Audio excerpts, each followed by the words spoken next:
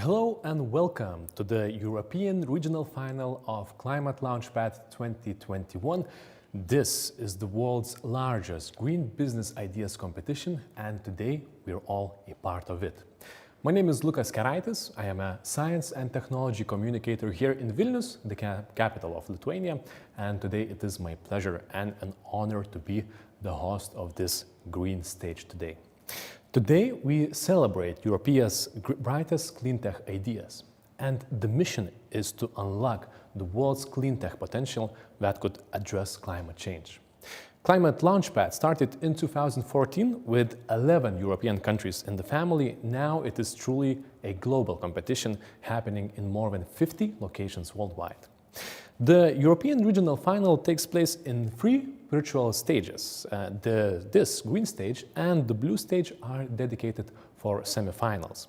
In total, 30 startups are going to pitch their green business ideas, which are divided into 7 themes. Here at the green stage, we will see teams pitching in the following 4 themes, which is food systems, circular economies, adaptation and resilience, and the next big thing. Of course, I would like you to stay here, but if you're more interested into clean energy, sustainable mobility, or urban solutions, feel free to switch to the blue stage. You can find the link in the video description. All semifinals will end by 13 o'clock Central European time, and by 15 o'clock, best startups from every team will meet on the main stage and compete for the prizes. Talking about main stage, the program of it is huge, filled with keynotes, presentations, and discussions, so be sure to check it out. There's definitely something interesting for everyone there going on. Of course, an event like this wouldn't be possible without the involvement and support of partners. European Regional Final of ClimateLaunchpad is organized by Sunrise Valley Science and Technology Park, based in Vilnius, Lithuania. On behalf of the organizers, I want to thank the European Institute of Innovation, Technology, Knowledge and Innovation Community, and the headquarters of ClimateLaunchpad for this opportunity. And of course, the main partner of this event, Bank of America, for the trust, and all other partners for getting involved. So, that's the introduction. And now let's officially start the food systems theme.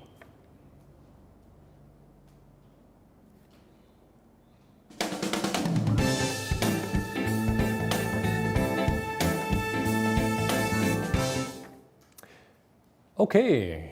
It's time to meet our first jury. I can already see them on the screen. Teams in the food systems and circular economies thematic blocks will be evaluated by these 4 professionals. That is Javier Mateo, Deputy Director of Entrepreneurship at Valencia Activa. Hi, Javier. Hi, good morning. Also, Benedita Chavez, Research, Development and Innovation Unit Manager at Lipor. Good to have you, Benedita. Hello, nice to be here. Venantas Miškinis, a co-founder of Lithuania Business Angel Network. Hi, Venantas. Hello, good morning. And also Mindaugas Kieža, innovation expert at Lithuania's Agency for Science, Innovation and Technology. Hi, Mindaugas. Hi, everyone, and good luck.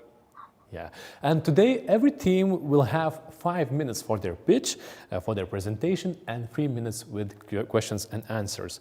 Jury will evaluate teams based on 6 criteria. I guess you already know that, the teams especially. Business and market potential, job potential or social impact, innovation or technology potential, climate impact, strength of management team, and the quality of the pitch. In the food systems thematic block, we will hear presentations from 4 teams. That is Flute, Atholia Projects, Rio, and Bear Native. Each team has recorded their presentations beforehand, and we are going to see their videos first. And then after each video, after each presentation, one team member will join us online and answer the jury's questions. So now, without further ado, let's start the pitching part, the main part of this semifinals.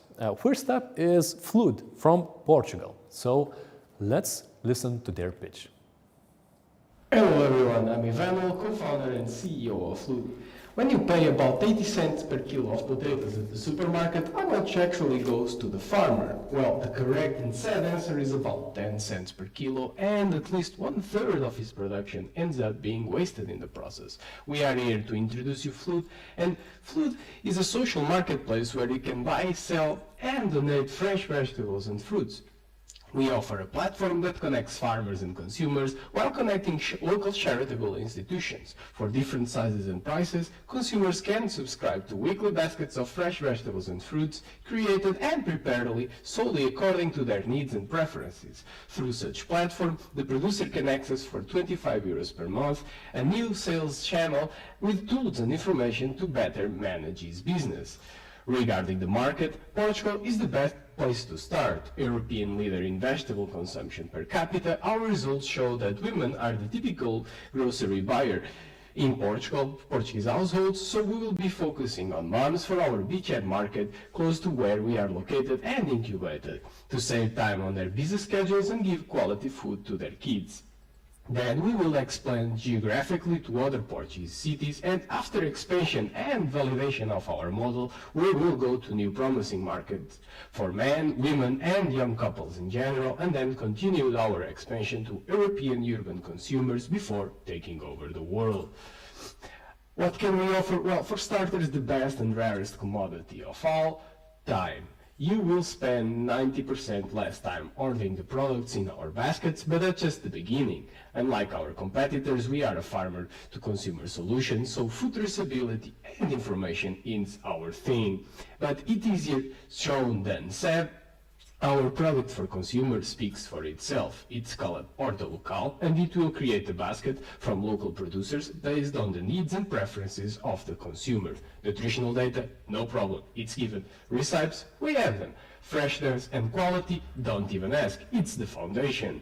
As simple as an initial setup and 3 clicks per week, you have a total control over what you buy, when you buy, and where to receive. You can round up the price of your cart and donate to reduce food waste and help institutions around you. On the other hand, farmers receive faster payments, better information, as well as a guaranteed destocking.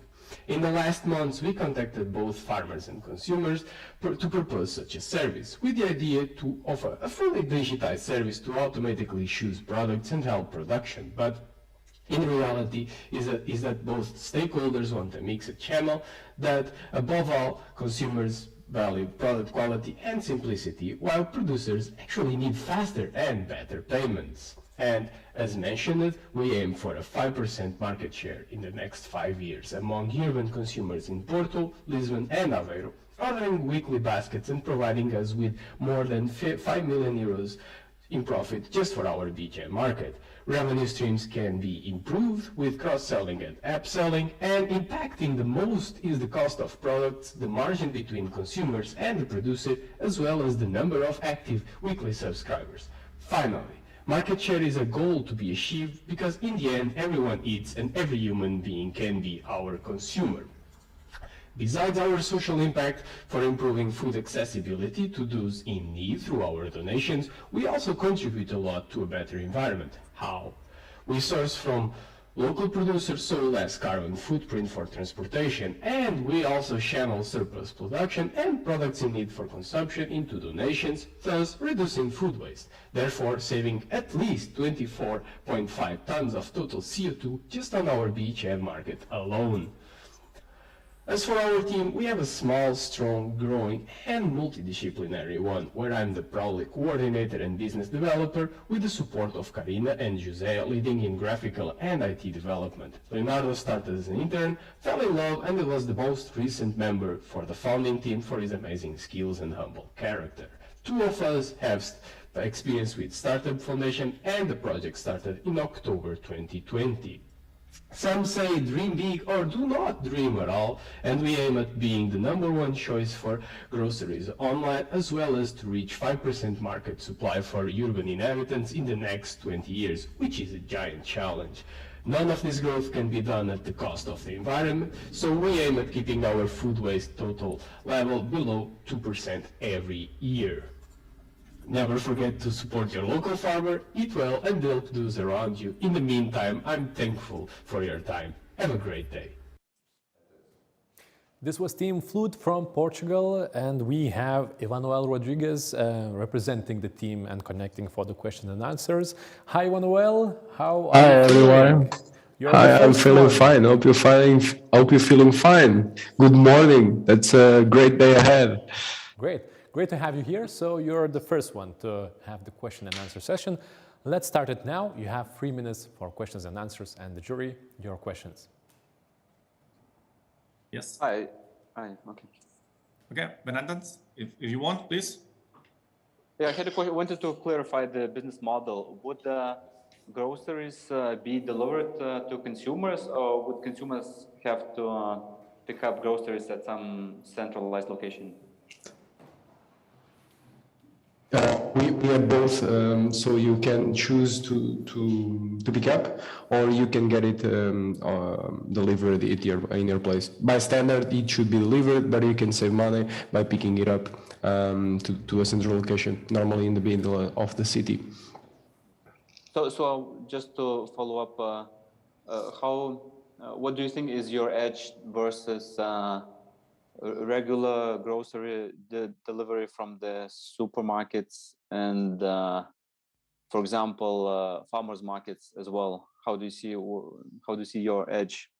Nutritional curation, access to some tools, and for the consumer, nutritional curation, like an access to a nutritionist and to recipes, etc., etc. So a bundle on top of the quality food that already exists. And for farmers, it's tools that they can also they can use to better improve their intelligence of their business.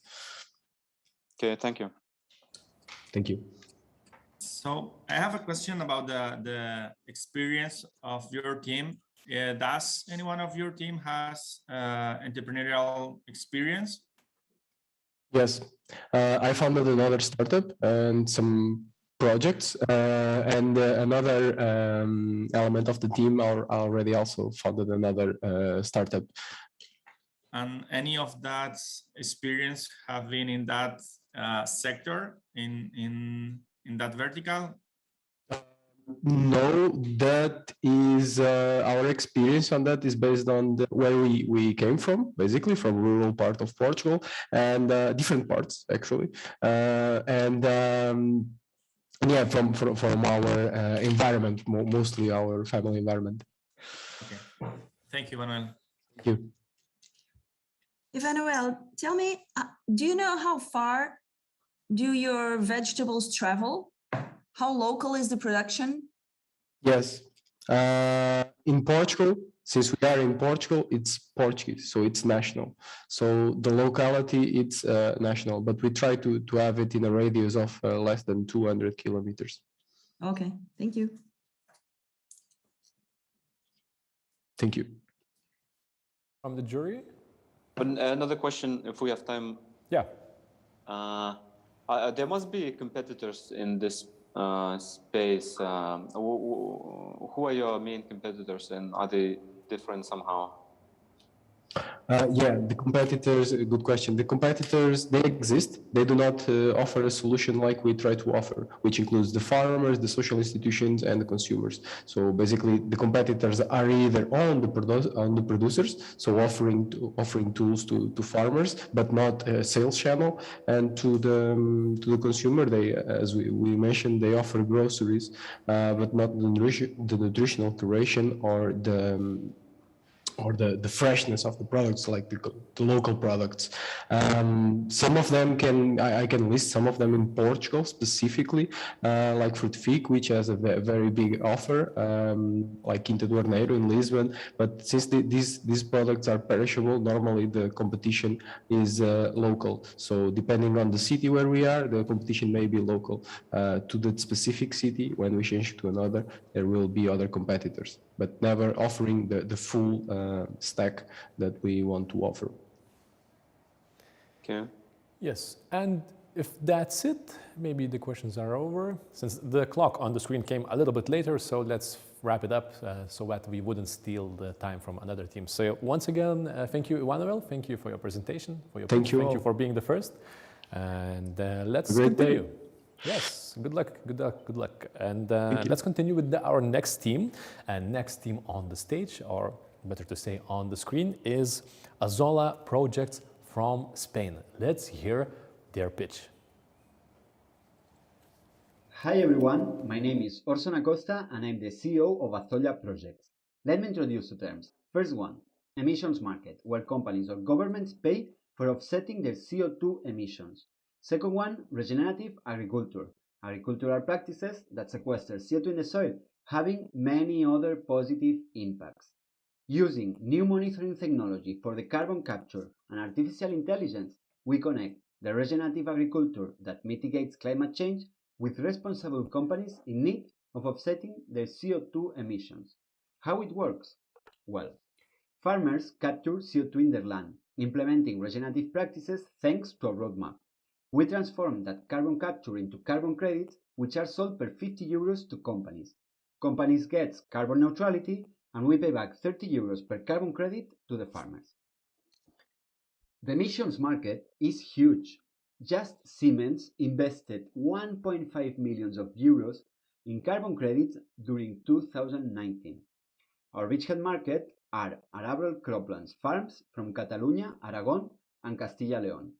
Our plan is to expand our program to cover all Spain, include olive groves and vineyard, while entering to the mandatory market. Then we will go to other countries. A barley farm having 500 hectares will have 23,000 euros extra profit each year just in carbon credit sales, and also 25,000 euros in savings. We will provide to the farm more economic stability and more independence because of the savings and our counseling, and our community in order to share experiences. In the land is going to be more water infiltration, more biodiversity, and less erosion. And as a result, it will bring a more resilient food production adapted to climate change impacts. For the companies, we give them the best value for their money. They offset their emissions, having many other positive impacts locally, and we provide indicators for communication strategies. Our services are: using the artificial intelligence, we offer a fair baseline assessment and a roadmap to make the transition to a regenerative farming model. Then, we make long-term agreements with the farmers that start implementing the regenerative practices. With our monitor technology, we monitor the carbon sequestration, certify it, and trade the carbon credits, paying back the money to the farmers. Our best features are our self-developed and very innovative technology to monitor that will allow us to issue result-based emission certificates, and the artificial intelligence will give us an scalable business model. After interviewing local farmers, 85% say that are struggling to get profit from the yields and that are really dependent on grants, and 65% are worried about climate change impacts. After meetings with heads of corporative social responsibility departments, all of them claim that being carbon neutral or even negative is really important, and 80% thinks that it's key to make positive impacts locally. About the financials, we believe the most important key driver is the market share, followed by customer size and the market size. Continuing with the example of the barley farm, just adopting two of the practices that we propose will transform a source of emissions into a carbon sink. With 50% of our beachhead market, we will save the equivalent CO2 emissions of planting 600 million of trees. But it's not just about CO2 emissions. We will save 3 times the Spanish households' annual waters, and we will stop the erosion of more than 5,000 Olympic swimming pools filled with soils. There will be also positive effects on biodiversity, as well as in human health, job creation, and stopping rural depopulation. Believe me, I will need 5 more minutes to explain you all the positive impacts. We are 3 co-founders, 1 internal advisor, and 3 external advisors, all of us with a really different background but with a common dream: to transform the food production system to a regenerative model in 5 countries and to capture 1 gigaton of CO2 by 2030 and become a disruptive international company with a high economic assessment. Thank you. Help us to make true this dream. Thank you, Atholia Projects, a team from Spain. We just heard their pitch, and Orson Acosta is here with us online. Hi, Orson.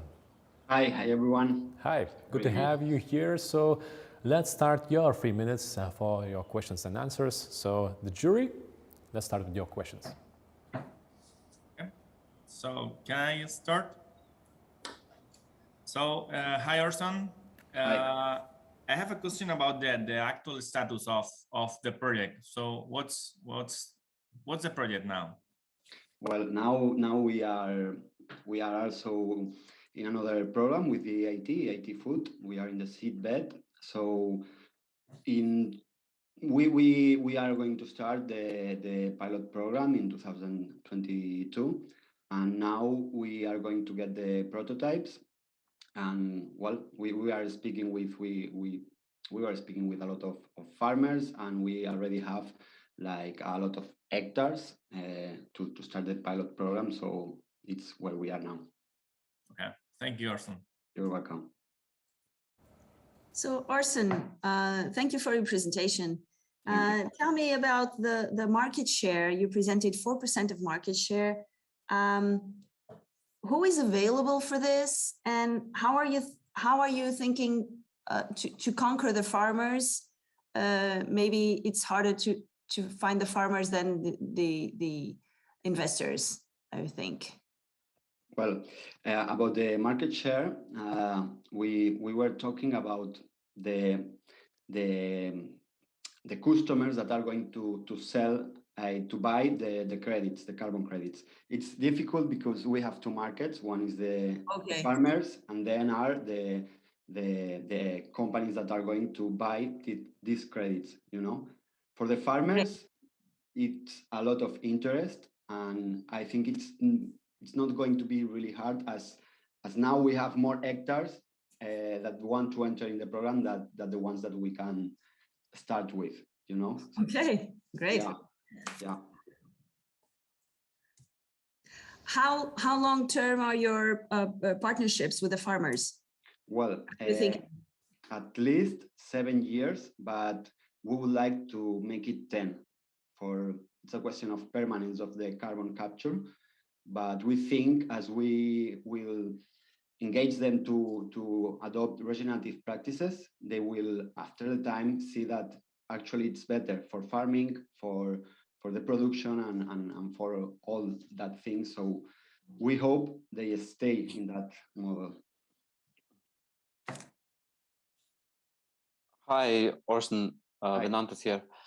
My question is, I mean, the whole business model is somewhat complicated because there's quite a few actors.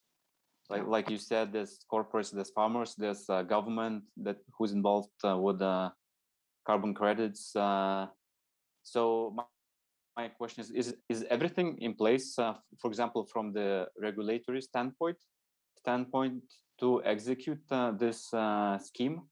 Yeah, well, good question. There are 2 markets, the voluntary market and the mandatory market, you know. In the voluntary market, it's where we are going to start the activity, because actually in the mandatory market, agriculture, it's not a sector that it's included, you know. But in the European Union, it's going to enter in 2-3 years. Actually, we are collaborating with a live program that are doing all the work to start implementing the agriculture as a source of carbon capture. But we can start in the voluntary market. It has been working for some time. So yes, it's all in place. So theoretically, the whole framework can be functioning, just somebody needs to implement it in practice, right? Yes, Arsen, could you answer in a short manner? So since we're out of time, so could you answer shortly? Yeah. So yes. Yes. But has somebody implemented in Europe? Has somebody implemented this in practice already, or no? People are just starting to do it. Well, not in Spain. In other regions of Europe, there are other companies doing that. Not as we do. We have a different business model, but yes, they are already doing. Okay, thank you.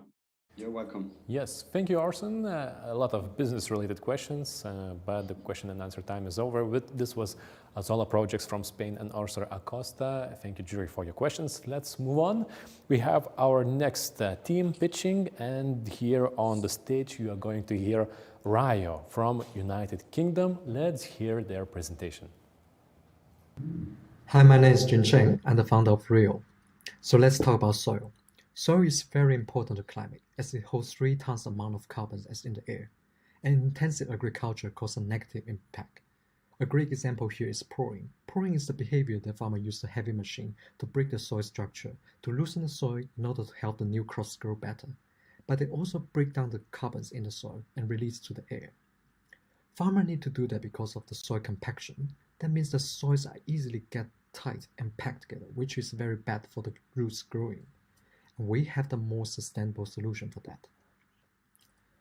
We sell organic soil amendments to farmers to help them improve the soil health, and farmers will pay 80 pounds per hectare, which equaling 15 kilograms of the soil amendments. This is the very small amount that will make a huge impact. The worldwide soil amendments market is around 5 billion pounds, and we will start the beachhead market at UK sandy soils for cereal growing. And we found a massive opportunity here, as the yield on the sandy soil is 3 times less than the clayey soils. Because the sandy soil has a weak structure, easily lead to compaction and leaching. And recently, this variation become more massive due to changing climate, and it surprised farmers, and they really want to make a change on that, which provides us a very good opportunity to come in. We want to help farmers to make more profit without damaging the environments. With Rio, it will save them 100 pounds per hectare and increasing the yield. This saving are mainly from the reduced ploughing and reduce the fertilizer usage by 50%, when we also create extra income for farmers, thanks to the carbon credit. For the product, we're integrating the microalgae in the hydrogel shells using the fluidic technology. It has great features of water retention and soil release. That means it can absorb great amount of water and grow 100 times bigger. This will help open up the soil pores and reduce the compaction. And the microalgae itself can supply the nitrogen, biostimulant, and organic matters. Our competitive advantage first, it's very easy to use. It's a small amount and easily fit into the farming systems. And second, it has a better quality, as most of the products in the markets contains the harmful materials. Our product is pure organic and is biodegradable. And we have the unique know-how to make it work well with the crops, soil, and weather. We interviewed 10 farmers covering 4,000 hectares of farms. Found that farmers cares about sustainability, but they always put profit first. They all know ploughing is really bad for climate, but they still do that every year. And they are also open to new products if the products provide better cost effective for them. Besides farmers, we also interviewed 2 agronomists from the Government Industrial Association, which has a big impact on the farmers. And we identified the strong demand for the governments to improve the sustainable agriculture. The key question we asked are the challenges and the current solutions on the soil health management, the fertilizing practice, and the costs and revenues on different categories. And the key insight we get is about the biggest pain points for the farmer is soil compaction and leaching. And we also understand better the weather's impact on fertilizing. And we use this insight to help us better develop the product and business strategy. For financial, in year 4, we want to achieve the 5 billion pounds profit. This is based on the 25% of profit margin and 80% of the market share. The key drivers are price, manufacturing costs, and market share. We have a huge impact on the climate. By reducing the pouring and fertilizer overuse, we can reduce 1 ton CO2 emission per hectare. And with 80% of the beachhead market, we will save 268,000 tons CO2 emission per year. Our dream is to empower the soil for sustainable agriculture and climate mitigation. And in 4 years, we want to achieve 20 million pounds valuation and license the technology to 5 big companies. And our teams have the background of business management, design, and bioengineering. And we are very excited to work on this project. Thank you. Thank you, Rio from United Kingdom. And we have Zhenshen Wen connecting with us and representing the team. Hi, Zhenshen. Hi, hello. Hi, good to have you here. How are you feeling? Nervous for the pitches? Yeah, thank you. Okay. No, the jury is okay. They're not too harsh. They have a few questions. And let's start our Q&A. We have three minutes. So the questions from jury. Can I start? Yep. Okay, so how is this different than organic compost made from horse or hen or even selective waste management organic waste? Yes, and from our research on the market, nowadays the farmers in UK, they don't use this because like it's really hard to get them. They don't sell this in the market, and for them it's really hard to apply. Like it's a huge amount. Usually they need to apply like 7 tons per hectare, but this is a very lightweight and very can fit into their farming system. And second of all, it's more meeting their upgraded needs due to the climate change, because the changing climate causes the weather becomes more extreme. Like in UK, we have the wetter winters and the hotter summers, and in kinds of our products can kind of fit this situation much better, because it can deal with the water and to balance the water and the nutrients usage compared to the manure. Yeah. What is the percentage of organic matter? The percentage of the organic matters, yeah, of our products. Yeah. It's like the most of the function for this is it can absorb the excess amount of the nitrogen in the soil and slow release to them. And the organic matter is a small part of it. It is kind of like added value to the crops. But most of the function is it can absorb and retain the nitrogen the farmers use and slow release to the crops. So it works well with the nitrogen fertilizer and increase their use efficiency. Yeah. Oh, okay. So it's not for organic farming or sustainability. It's for conventional agriculture where they use fertilizers. Yes. Yes. Is that it? Okay. Mm-hmm. Okay. Do you put it yearly or just when the plantation is made? This can be customized because it's a degradable product, so it can be like for 1 year or 2 to 3 years. And for the beachhead market, we will decided to working for 1 year because it work well with the customers' behavior, because they apply the cover crops every year. So they think they can work very well with the cover crops to work compatible with each other. So it's good because it's so lightweight, so we can apply together with the cover crop seeds together. Yeah. Okay, thank you. Thanks. Yes. So we are right on time. Thank you very much, Zhenshen. Thank you for answering. Thank you for connecting. And we are going to move on with our next presentation. So this team comes from Italy. It's called Bear Native. Let's hear their presentation. Hello, my name is Abigail Gibson-Moss, and I am the founder of Bear Native. Thank you so much for your time listening to our presentation today. Bear Native has developed a technique for Turin Polytechnic University and Cambridge Carbon Repair and Canterbury Christchurch University. Our solution is a combination of nanonutrients that enhance diet on colonies within water bodies. We bioremediate polluted waters to improve water quality for fish and other aquatic life, to protect ecosystems and a secure food supply. We also have the potential to absorb 20 to 40 gigatons of atmospheric carbon per year, The average cost for this service and design is $50 a litre. Our full design and treatment package offers full training for local staff who will be able to sample, analyse, monitor and deploy our products, thus creating jobs and a legacy product. We offer our design, treatment and training programme at a cost of $10,000.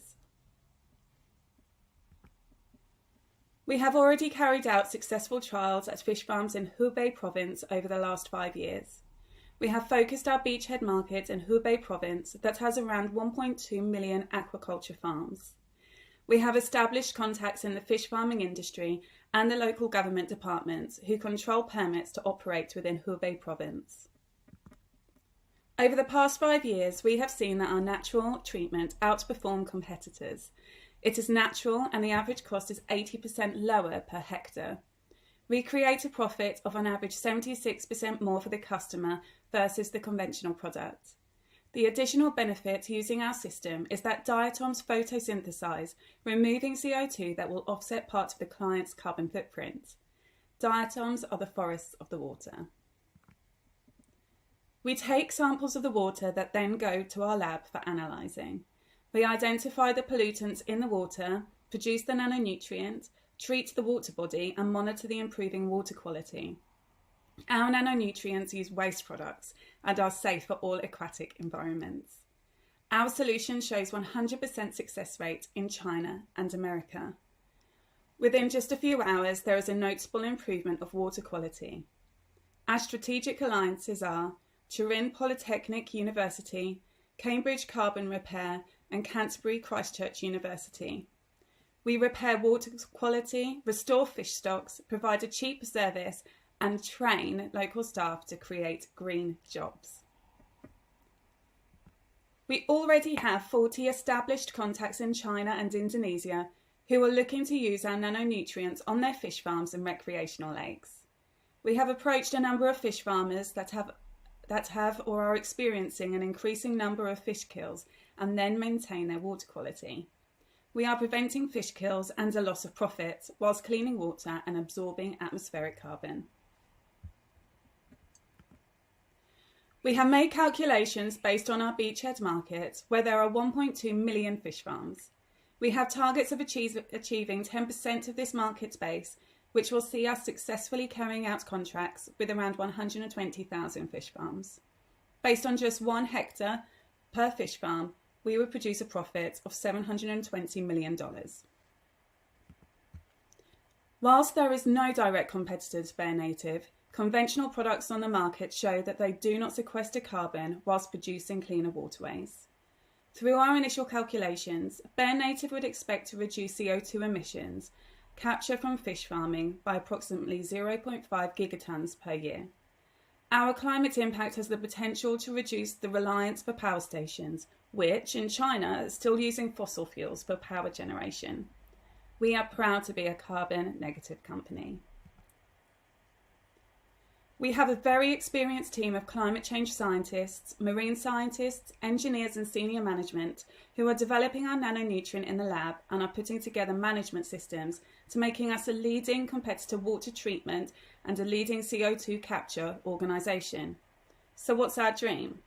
With our advanced nanonutrient research, working with Turin, Cambridge and Christchurch universities, we have the ability and capacity to make the move from cleaning polluted water in fish farms to large-scale CO2 capture of 30 to 40 gigatons per year, while increasing declining fish stocks using diatom enrichments.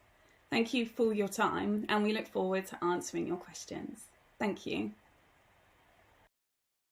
Producing CO2 from the atmosphere, Bare Native team from Italy, and we have Shane Bond connecting with us. Shane, hi. Yes, I think we cannot hear you yet, Shane. Could you check your microphone? Maybe it's on mute. It happens on Zoom. Let's try once again. Hello, can you hear me now? Yes, now it's perfect. Excellent. Good morning, everybody. Great. I had the same technical problems last time. Yeah, this happens all the time during the live presentations. So, okay, Shane, you have... For a moment. Yes? with Okay, it. Yeah. I think there is a small lag between us going in the Zoom, so it's hard to talk. Let's start the question and answer session because I guess the jury has a lot of questions. So let's start your 3 minutes. And jury, your questions? Hi, Shane. I wanted to clarify the business model because I think licensing was mentioned as an option. So does that mean that the farm would be producing your product themselves, or what does that mean? Or do you produce your product yourself all the time? We have control, so quality control over our products. We can license to some substantially large fish farms in China, and we'd work with business model that they could actually, if they had the production capability, we would put in that we still control the quality, and we would provide the scientific backup that they could actually produce and use them to cut their costs down. But that would also need to be on the basis that they are looking to reduce their carbon. So most of our production facilities we're looking to engage with run on solar. We have one in China at the moment that purely runs on renewable energy. So every step of the way we're looking to do that, so that we would give licenses if they're exceptionally large, but we would still like to maintain control of their product. Okay, thank you. Okay, hi, Sain. So is the product ready actually? Are you having sales? Are you producing it, or? Yeah, we've trialed it and on pilot projects in Hubei province on fish farms. A lot of fish farms were getting quite a few fish kills. The issue is the water quality. So we designed the product. We trialed the product. It was 100% success. We've trialed it again on the Datong Lake and in sand lakes in China. Again, 100% success rate. Also in America, we've done the same. We've now narrowing it down to a certain amount of diatoms, which are a phytoplankton in the water, to be able to look at which ones are the best ones we can engage with to cut down on costs to make it even more profitable. But our main aim is to be able to reduce, is to improve fish quality and the amount of fish you can grow in a hectare. So increase the fish numbers, but produce healthy fish. So what our product does is also, it photosynthesizes, so it takes in CO2 and it gives out oxygen, and that oxygen is available to the anaerobic bacteria. And this is the anaerobic bacteria that breaks down the pollutants. In China, 2/3 of water is released from industry and domestic, untreated, so that competes and kills the fish as well. So we're looking to clean the water. We don't need anything else to do it. The costs are cheap because we use a waste product. We use oyster shells, and we found that by grinding down the oyster and treating them in a certain way, which we applied for a patent for, we were able to stimulate the diatoms without the use of aeration systems, which are used normally to provide dissolved oxygen in water. Okay, thank you. Is that your product is a consumable, or how long does the quality of the water maintain? You have to use it again and again, or just once? No. We train, part of the £10,000 that we were talking about, we can train up a company or the individuals, local individuals, and they monitor the water quality. So it's easier to monitor the water quality on land than it is in the ocean. And over half the fish that are produced in China come from inland ponds. So what we're looking at is a daily monitoring system. So a bit like you would check water quality in a reservoir, we'd be looking at that water quality, and when we need to add, we can add. So if you have a major climatic event for flooding, for instance, we know that we will get probably a certain amount of runoff. That's what we need to be checking. You'll get petrochemicals in there, fertilizer, phosphates, nitrates. These will then start breaking them down. So we will monitor. So it's a problem. We monitor the water to keep the fish healthy and to be able to produce a high quality value product. A lot of fish farms are suffering from fish kills and or trying to put antibiotics into the water and these in fish feeds, and these antibiotics just contaminate the fish. And what happens is these antibiotics then get into us, and as we know that there's an issue with antibiotics, people becoming, they're not working as well. So yes, Shane, we should wrap up since the time is already over. So if that's okay, I think you kind of answered the question, right? So I don't want to steal time and make the competition not equal for everyone. So thank you very much, Shane. It was, I think, an informative answer. Thank you very much to the jury. It was Shane Bond and his team, and this was the last team in the Food Systems pitching stream. Now we will give the jury some time to evaluate the teams and score them. So grab a cup of coffee or tea or some snacks, and we are going to see you again back here at the green stage in 15 minutes at 10 o'clock Central European time. We are going to start economy theme, and we are going to hear more startups and their pitches. So see you soon in 15 minutes.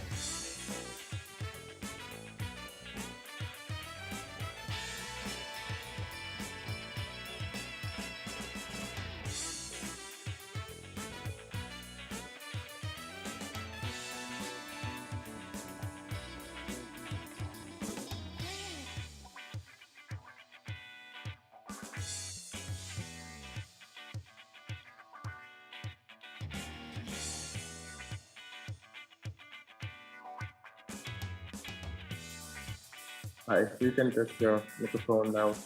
Is it working? Are you talking to me? Sorry, I can't hear you because of the music. Great. Okay.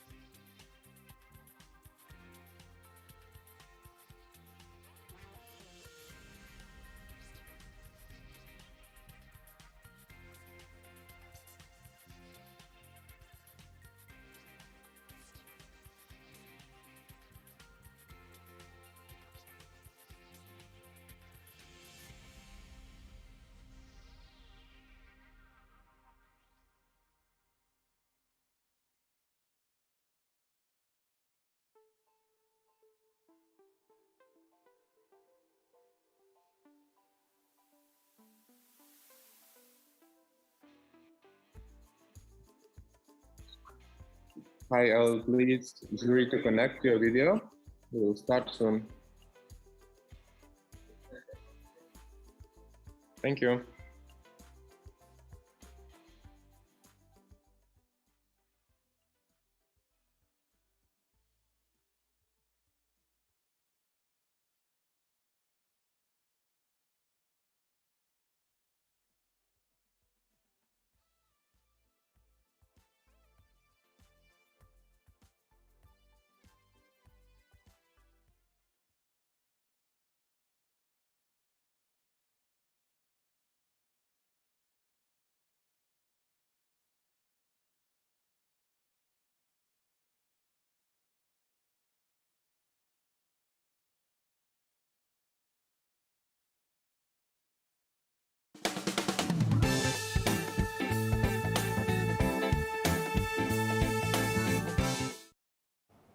Welcome back to the green stage of Climate Launchpad European Final 2021. Now we are about to start our second out of 4 battles in the semifinals. Of course, battles, I mean friendly battles, very friendly battles between the teams. And we already heard some great pitches in the food system theme. Now it's time to start our second team, which is circular economies. And for those who have just joined us, I want to remember you who is the judge, who are the judges, who is the jury. Teams in this thematic block will be evaluated by 4 professionals. You already saw them. So that's Javier Mateo, Deputy Director of Entrepreneurship at Valencia Activa. Once again, hi Javier. Hi, good morning. Benedita Chavez, Research, Development and Innovation Unit Manager at Lipor. Benedita, we can hear you. Hello. Hi. Venantas Miškinis, co-founder of Lithuania Business Angel Network. Venantas, hi. Hi, guys. And Mindaugas Kieža, innovation expert at Agency for Science, Innovation and Technology. Mindaugas, good to have you here again. Hello. So, the jury is really friendly. Don't be afraid. They are not biting. The questions are very much to the point and business related. This is my insight. Every team now will have once again 5 minutes for their presentation, which is pre-recorded, and then 3 minutes for questions and answers by one of the team members. Jury will evaluate teams based on 6 criteria, which is business or market potential, a job potential or social impact, innovation or technology potential, climate impact, strength of management team, and the quality of the pitch. In the circular economies thematic block, we will hear pitches from 4 teams: Sleepify, Samsara, Sagas, and Smartphones for Good. 4 S in the team's names. Okay, each team has recorded their pitch beforehand, as I already told you, and yes, after each presentation, we have a representative joining us and answering jury's questions. Let's try to fit in those 3-minute timeline. I know it's not really easy, but that's the point, I guess, of pitching live. So, first up at Circular Economies is Sleepify from Austria. Let's hear their presentation.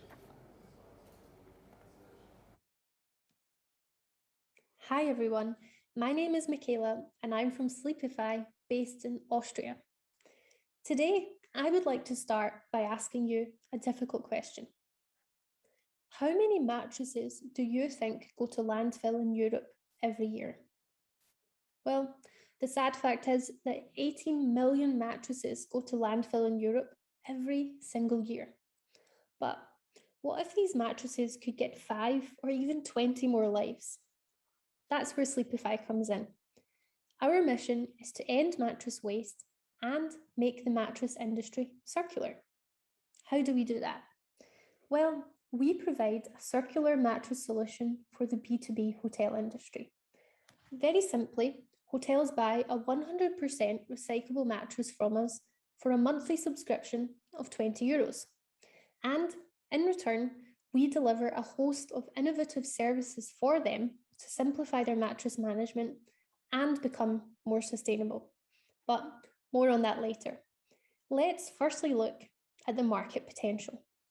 The hotel mattress market in Europe is worth 2.2 billion. We will first target eco-friendly hotels as our beachhead market, which have a growth rate of 3.8% every year. We'll target this segment since these hotels care about their environmental impact and because hotels are mass consumers of mattresses. So it's where we see the best fit for Sleepify's impactful solution. And if we secure just 1% of this market, that equals 3.8 million euros and 5,000 mattresses a year. But what makes us an attractive solution to eco-friendly hotels? It all comes down to cost savings. Our circular mattress service cuts upfront costs by 70%. We also provide additional value with an eco-label certification, increased guest satisfaction, and mattress recycling services. And here is what our product looks like. And here's how our circular mattress as a service works. Firstly, hotels buy their 100% recyclable mattress via our website. We deliver their new mattress direct to their hotel door and take back their old mattress for recycling. As the mattress gets used, we monitor its cleanliness and durability using our integrated sleep sensor technology. That way, we know when the mattress needs changed or cleaned. Once the mattress life is over, usually after 5 years, we collect it where it's then reused, repurposed, or recycled. And so the circle continues. But are our customers actually looking for this kind of solution? Well, we talked to more than 20 hotels in Vienna, and we assumed they want an easy and eco-friendly process for dealing with mattress disposal and mattress maintenance, and that they would also prefer flexible payment options. We actually found these assumptions to be true. Usually, hotels only exchange their mattresses if there's a customer complaint or when they get old. And this whole process is annoying and time-consuming. Also, they're very open to flexible payment, especially now with planning uncertainty due to COVID-19. So, how much can we scale Sleepify? Looking at the projected financials for 2025, we can achieve a profit of 40 million euros and serve 7,000 customers. That equals a 10% market share in our beachhead market. Now, most importantly, what climate impact can we achieve with Sleepify? We save 33 kilograms of CO2 per mattress, summing up to 165 tons of CO2 in our beachhead market. That's actually 87% less than with conventional mattresses. And additionally, we save 33 cubic meters of landfill space for each ton of mattresses recycled. And here is a team of doers who make it all work. We are an international and majority female-founded company with experience in the startup and corporate space. Our shared dream is to wake up in a world where waste is no longer a problem. We want to achieve a 10% market share by 2025 and save 1 million mattresses from going to landfill by 2030. Sign up now via our website and join us in fighting mattress waste. Thank you. Thank you, Sleepify, circular economy for mattresses from Austria. So we have Michaela connecting with us. Thank you, Michaela, for your presentation. How are you? Slept well today? Yes, slept very good, thank you. All set. Good. Okay, we can see you, we can hear you. So let's start the 3-minute question and answer session from the jury. Yes, so can I start? Hi, Michaela. Thank you for your presentation. I have a question about the mattress. Do you have the contacts or a factory, or what will be the manufacturing of the mattress? Is your factory, is a third party? What's a little bit about that? Yes, thank you, Javier. Nice to hear from you. So we actually have a production partner and a series of other partners to help us through our entire circular solution. And to create a circular economy solution in an industry which is traditionally linear is no easy feat. So we are harnessing best-in-class partnerships here in Austria and also locally in Europe. Okay, thank you. Hi, Michaela. Thank you for your presentation. I wonder, how do you monitor the need for cleanliness or recyclability of the mattresses? Do you have a sensor, or how does that work? Does it depend on the nights that people sleep on it, or? Yes, exactly. When it comes to hotels, it's obviously quite hard to measure sometimes the usage of the mattress and also how long it can then therefore last. And it also depends per hotel how that's managed. We've actually found it's not always managed very great. Some hotels don't even realize how old their mattresses are and how often they need to be changed or cleaned. And actually, by cleaning a mattress, you can extend its life cycle even further. So we're also looking to integrate these sensors so we can actually educate our own customers about responsible consumption of mattresses and help them to extend their life cycles. So that's the reason for it, and that's how it plans to work. We're in talks as well with sensor partners, and obviously we want to make it as eco-friendly and as smooth as possible to do so. Thank you. Hi, Michaela. My question is, you say implying that you can capture 2/3 of the value of a mattress through circularity, basically. So I have a little bit of a trouble believing it. How do you? Is that just your assumption, or have you tried managing those mattresses and extracting value through refurbishment, cleaning, etc.? What's the basis for that assumption? Yeah, very good question. Thank you. So the climate impact forecasting was used using the climate impact forecasting tool, which is a tool that a lot of early stage startups use. So yes, it is an assumption right now, but it is based on real data and industry leading data and also data from our side. As we enter our pilot phase, we will of course do a real life cycle assessment. We're acutely aware that this is a key part of our puzzle, so to speak, and we need to get it right. And it's obviously very important to balance that with the whole circular solution. So to answer your question, yes, assumption, but validated with data and will be fully validated as we continue. Okay, very well. Yeah, thank you very much, the jury. Thank you very much, Michaela. Good luck with your idea, no matter how this pitch goes. I think it went great, but thank you very much. So we just heard the idea from Michaela and Sleepify. And next in our stage is Samsara from Lithuania. Let's hear their pitch.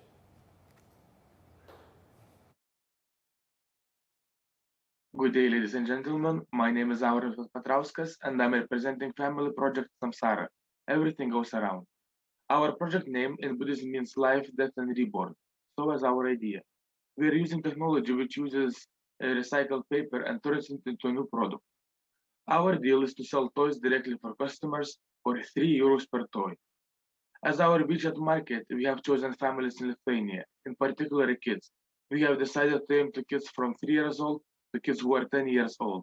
This gives us roughly 150,000 of potential clients for our budget market. As for customer value proposition, we have decided to show you how long it takes for our toy to decompose. For example, plastic toys take about 200 years to decompose on average.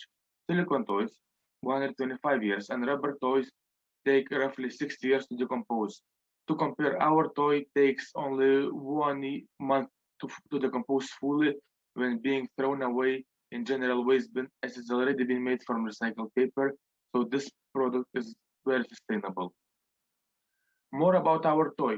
There is no equivalent in Lithuania market which is made from eco-friendly, sustainable material.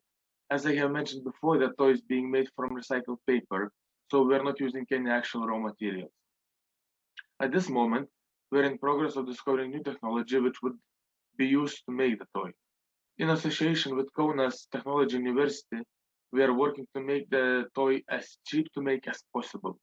The toy is fairly cheap already to compare with coloring books, which are our closest opponent. For example, average coloring book costs around €4, while our toy would cost €3 maximum. For this price, our customer would not only get actual feeling while coloring 3D object, but it also can be used as actual toy after. It could be even colored a few times. We asked 20 plus potential customers to share their thoughts about the market, and we thought that customers are aware of need of educational and eco-friendly toys. kids spend a lot of time while coloring, and parents are buying a lot of coloring books for their kids. Potential customers showed demand of eco-friendly and recreational toys. Surveys show that kids usually spend from 30 minutes up to 2 hours while coloring, and according to the parents, they buy an average of 30 coloring books for the kids while they grow up. And we offer a perfect product to fulfill the market, very large toy that can be colored a few times, and our product gives a chance not only to color it, but to play with the toy after. Yet we couldn't get exact prices on how much exactly our product should cost to make, but in our financials, we try to get as close as possible. If our idea will be successful, and we hope it will be, we should save at least 8,800 tons of CO2 every year. I mentioned before that it's my family idea. My parents, Vitalia and Edmundas Petrauskai, are founders of this project. They have 25 years of experience in very similar sustainable business as this, and the production used to be sold to the biggest building supply companies in Lithuania. I'm responsible for co-communication and representation. Our partners, Kaunas Technology University team, is a group of few scientists who are working with the technology of the toy. And their leader is Laura Gigetskiene. Our dream is, in our first year, to be known in Baltic countries and Poland. Every kid in Europe to have our toy in their home in 3 years. And we hope to change plastic toys with eco-friendly toys. Thank you for your attention. Thank you, Aurimas and Team Samsara with eco-friendly and educational toys representing Lithuania. So, hi, Aurimas. Can I hear you? Hello, hello. Hey, good to have you here. It's good to see someone Lithuanian. Tikiuosi, kad pasiseks. Smagu matyti lietuvius. Visos geriausios sėkmės linkiu. Didelis fanas jau iš karto. A friendly chit-chat with Aurimas. No pressure in representing Lithuania. Let's start our 3 minutes for questions and answers by jury. Let's hear your questions. Okay, so I start again. So, hi, Aurimas. My question is about have you tested with some customers the product on what are the feeling of the kids testing the toys? Well, like we tested like with a couple of our neighbors, and they really enjoyed because like it's still an ongoing project and it's not for sale or anything. So it's literally just between family and friends. But they liked it so far. Okay, that's the feeling for the kids are the customers there, so they should appreciate. Okay, thank you. Hello. I have a question. Hello. Go ahead. Okay, are you going to produce all these toys by yourself, or are you going to license it to other companies? What is your main business model? Like for now, we're planning to produce it ourselves. As I said in presentation, we're trying to make the technology to make toys as cheap and as quick as possible. And for our idea, it should be possible to make everything like between our family, pretty much.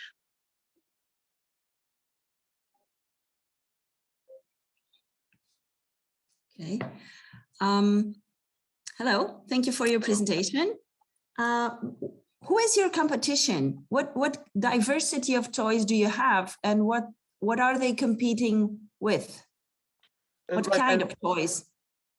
Basically, we just found a couple of toys, like in specific toy shops, like in educational shops, which, for example, could be colored as like actual toy, but none of them are made from eco-friendly material. Most of them they are like just produced as every single toy, and just have like an availability to be colored and exact. We couldn't find exact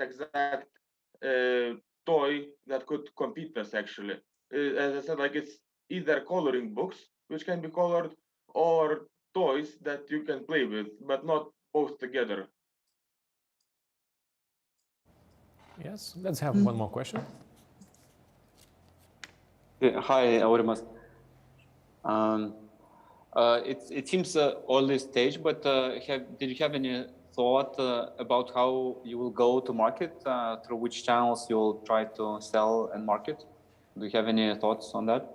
Well, we try to contact a couple of markets, and the thing is that they're really specific. Like they pretty much need to find. We need to show them the product exactly, like, and to show them some sort of accountings and everything that it's profitable to sell the toy.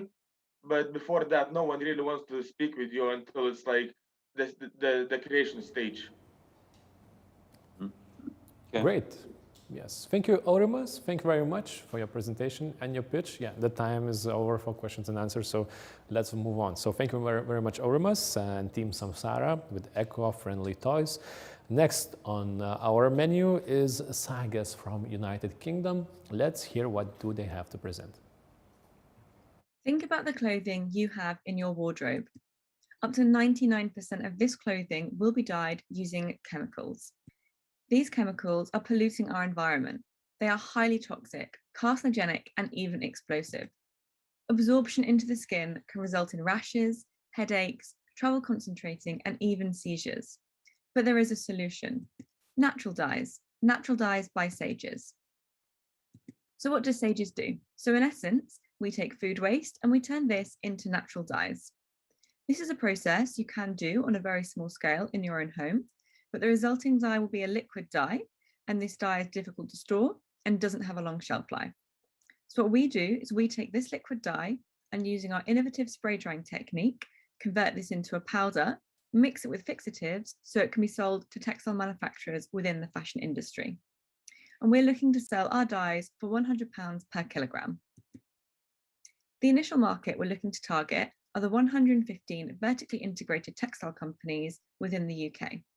We'll then be looking to expand to the overall UK dye market, valued at 97 million, and moving on to the European dye market, valued at 6.2 billion. But how do our dyes compare to those existing on the market? When compared with existing natural dyes, such as madder root, indigo, cochineal, for example, we are significantly cheaper. These range between £250 to £350 per kilogram, whereas we are £100. Synthetic dyes are a little bit cheaper. However, we envisaged that once we're able to scale and have larger manufacturing facilities, that we'll be able to meet the synthetic dye price more head-on. We envisage this will happen around 2026. So our dyes are 100% natural, sustainable, and vegan. They're derived from food waste, which helps us tackle the 9.5 million tonnes produced by the UK each year. We are a cheaper and affordable natural alternative to existing natural dyes. We have an innovative production method, and we have a unique range of colours which we've been developing. But most importantly, we come without the dangers of synthetic azo dyes. During our customer discovery and our conversations with 20 suppliers and manufacturers, some notable ones being Spintex, Hemp London, and AW Hainsworth, we went into these with the assumptions that our product might be considered too risky as it's new, a little bit too expensive in comparison with synthetic dyes, and possibly too complicated to integrate into existing production processes. However, we learned that the manufacturers and suppliers we spoke to were open to the costs when pioneering a new technology. They're happy to look at changing some of their production processes to integrate our product.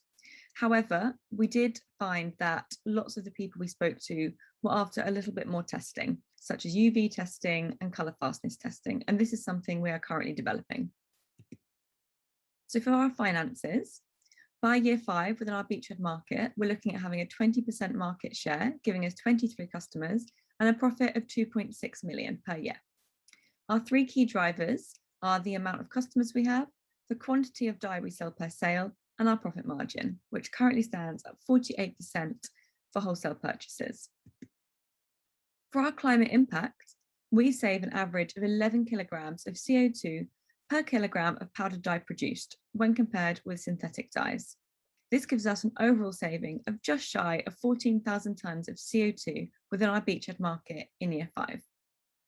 We also have a range of other environmental and human health benefits. The textiles industry is the second biggest polluting industry in the world, and 80% of these emissions come from the liquid waste caused by the dyeing process. Our process results in zero liquid waste. It results in purified water. This water can then be used multiple times over, resulting in less water usage throughout our process overall. We are a passionate team of master's students from London College of Fashion, with a range of industry experience ranging from high street design, luxury production, fashion design management, business, and also running our own startups. Our dream is to create a sustainable natural alternative to synthetic dyes, to become a leading supplier of natural dyes, and to create meaningful employment. We want to set up localized dye hubs, and within these hubs, we'll be looking to employ those who are vulnerable within the area to give them skills to be employed within the fashion industry. Thank you for listening, and I'll pass you over to Alice for any questions you may have. Thank you, Team Sagis, and for your presentation. And we have Elise Simpson with us to answer the questions. So, hi, Elise. Hi. Hi, good to have you here. Hello. So, great idea you have here. Let's start with our questions and answer session. And the jury, who wants to start? I can start. Go ahead, go ahead. Go ahead. Okay. Hi, Alice. I'm curious, who came up with the technology and how they did it, and how high-tech is it actually? Okay, well, spray drying is a technology that's existed for a while. It's mainly used within pharmaceuticals to make pills and the like and such. And what we're doing is we are taking an existing technology and we're reapplying it within the fashion industry and using it in a different way. Okay, so there's some kind of pre-existing technology that you are applying to this industry, right? Yes, correct. It's spray drying's been around for a while. Okay, thank you. Hi, Alice. Thank you so much for your presentation. Did you test it for UV resistance? Yeah, so we've done some testing within our own university and at home, and as we've developed the dyes, we've tested various things. So we've done washing and we've done UV testing. We've also done wear and tear and rubbing. I don't know if you can see the top I'm wearing, but this one's been washed about 15, 16 times. I've also worn it several times, and I've left it out in the sun, and I've also left it out in the rain to see how it wears. And so far the colours have held up pretty well. There's been no fading, but we are looking to do industry testing, and we're looking to partner with Intertex, who do fabric and textile testing here. And we're also looking to work with, we've been in talks with Future Fashion Factory, and they're looking to connect us with a university in Leeds for further development and further testing. And that's what we're doing at the minute, is getting that all sorted out.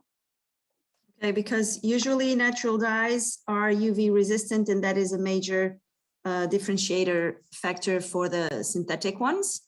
And I didn't understand why you don't have the liquid waste, and why is your system so cheaper than the others? Because we're using food waste is the main reason it's cheaper. The cost of the materials we use aren't that expensive comparative to farming cochineal, farming blue pea flour or something like that. So because we're using something that would otherwise be thrown away, that's a big effect on our costs. Sorry, can you repeat the first part of the question? How do you not use the liquid? How do you don't have liquid waste? Okay, using the spray drying, all that's left over is the clean water. So we extract any pigment that would be left in the liquid after we've boiled our food waste to put the dye in the liquid. We extract that, and all that's left is clean water, which can be reused. Question? Do we have a short question? Yeah, can I have the last one? Hi, Alice. My question is about the 20 conversations that you had with suppliers and manufacturers. There's someone who go ahead and try the solution, or they are just waiting to have another less risky solution to test it? Most were open to the idea. They were interested in receiving samples. We've lately been speaking more with other startups that are looking to create textiles that are also sustainable. Spintex and Hemptex, Hemp London being those two. We're also looking at them because they were looking at using our dyes at the weaving process, which we think would be useful, and it would also save us on using fixatives at alum and such. So we're currently talking with those two, and we're sending them samples. Okay, thank you, Alice. Thank you. Thank you very much, Alice. Good Thank luck you. with your idea and your project. Thank you very much for presenting and for joining us at Climate Launchpad. So this was Alice and team Sagas with Natural Dye. And next on our stage is a team from Finland, Smartphones for Good. Let's hear what do they have to show.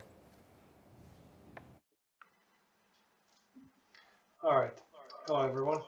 My name is Jari Alarona. I'm CEO and co-founder for Ion Sigma, the company behind Smartphones for Good service. We are a fair smartphone leasing program for women entrepreneurs in Africa. We are a fintech company that offers a marketplace and upcycling service. Today, here in Europe, we have about 500 million smartphones that go unused. They are in people's drawers, and people don't really see the value in them. So we changed this phone that is perceived to have no value into something that is valuable and loved by its new user, a woman entrepreneur in Africa, to whom we provided as a leased phone. We've been in business already for quite some time. For this new service, we are targeting Rwanda, which is our beachhead market, where about 57,000 women own a business and they employ at least 180,000 people. We recently ran an interview with them, and the results were quite encouraging. People really would like to buy a phone with us, and quite many of them want to also upgrade their current phones to a better one with us. Interestingly enough, in the picture we have Beatrice, who is a school owner, and we just equipped her school with 7 phones. Our customer value proposition is very simple as well. That is that we offer 50% less cost with twice the value, obviously. And this is compared to a model whereby a customer needs to buy a poor quality handset that she may need to replace after 6 or 9 months. In addition, she may have to go and seek for funding, which is not available at the fair price at all. And that would have to be paid off in one lump sum. So to overcome all this, we're offering access to finance, affordable installments, a quality phone, and a trade-in program where your previous phone actually functions as the first installment. And we offer ability for the women entrepreneurs to grow their business with us. And obviously this is environmentally friendly. In terms of the customer value that we create, it's about 70 euros. That is a fair price for a good quality second-hand smartphone in our target markets. And our value that we are creating here for Ion Sigma is 27 euros. As I mentioned, we did customer discovery, and the hypothesis was pretty much proven. The customers are saying that quality matters. They want to buy a good quality phone, and they would use it primarily for business in terms of to help sell more and do marketing. 70% of customers are interested in upgrading to a new phone with us, and 99%, that's a high number, would actually like to lease a phone with us. Financials are great. With, as I mentioned, the value of 70 euros, we are reaping about 27 euros profit on each exchange. In our target market, where we have 180,000 employees employed by women entrepreneurs, we are targeting to be the favorite solution with 50% market share. That would mean 90,000 customers who would buy about a phone every year and a half. And that would lead us to 3.6 million in profit. And once we scale, that would actually be closer to 20 million across 6 markets. Obviously, the service is the best for environment. Compared to buying a new phone, which is 22 kilograms of CO2 produced, upcycling reduces much less. And in our target market, we can actually avoid 2.9 million kilograms of CO2 annually. And once we scale, it will actually be much higher, 3.6 million tons annually. Our team has worked together already for 10 years, and we have a common dream, which is that of an equal opportunity for everyone. And we want to grow an evergreen business in the size of about 100 million euros annually. And we share a dream with our customers, and that is that of empowered women across sub-Saharan Africa. And that's it. Myself, thank you. All our customers, partners, and investors say thank you as well. Thank you. Open for your questions. Smartphones for Good from Finland. Thank you very much for your presentation. We have Jari Alaruona with us. Hi, Jari. Hey, guys. Hi. Good to have you here. So, upcycle the excess of mobile phones and the market of used phones. Let's have our 3 minutes of questions and answers. And the jury, who would like to begin?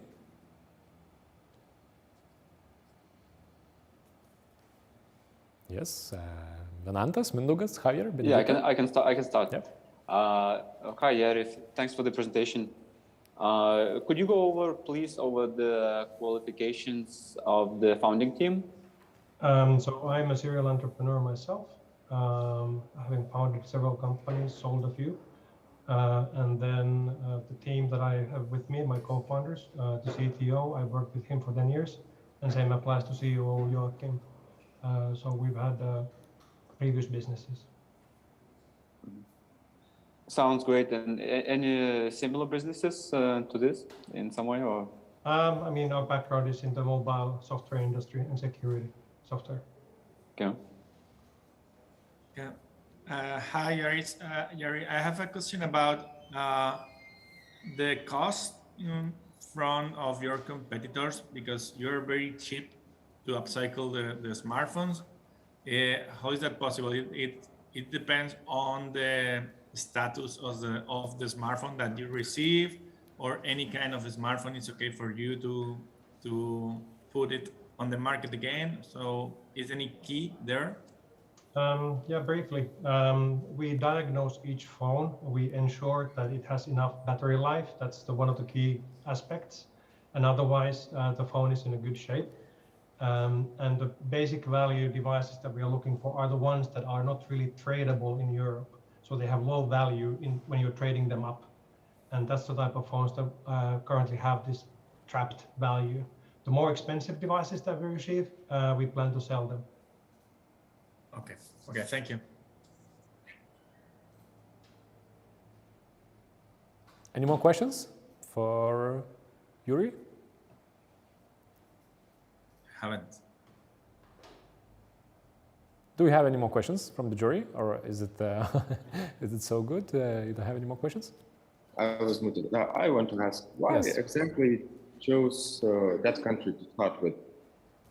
So we already have business in Nigeria and Cameroon, and actually we're now also launching in Zimbabwe and Zambia, so several markets. And for the for this Climate Launchpad pitch, we decided to focus on Rwanda. That's where we also have our team locally present. Okay, thank you. But so, if I can follow up, so you already tested this idea in other markets, is that so? Yeah, so basically we are already leasing smartphones in several markets, and we have several partners who are doing it already. And as for Rwanda, that's where we do end-to-end ourselves.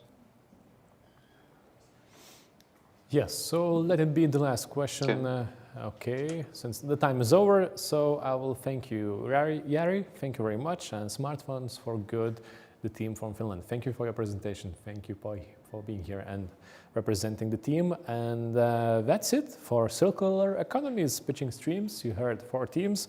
Now let's once again give some time for the jury to evaluate the teams and write their scores. And once again, we'll have a little pause and we'll be back in around 15 to 20 minutes at 11 o'clock Central European time. And then we are going to hear the third out of 4 theme in the semifinals, that is Adaptation and Resilience, and the startups pitching in this team. So see you soon in 20 minutes here at the green stage.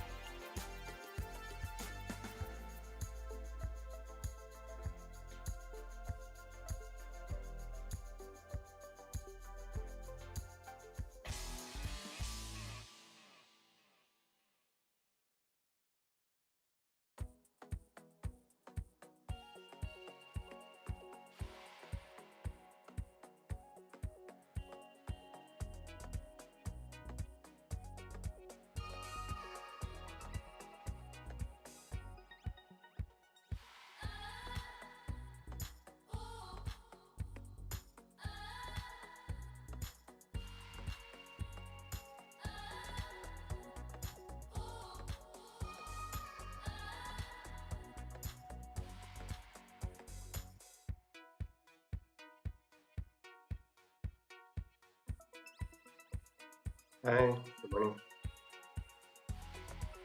Hello. Good morning. Morning. Hi, I'm doing very good.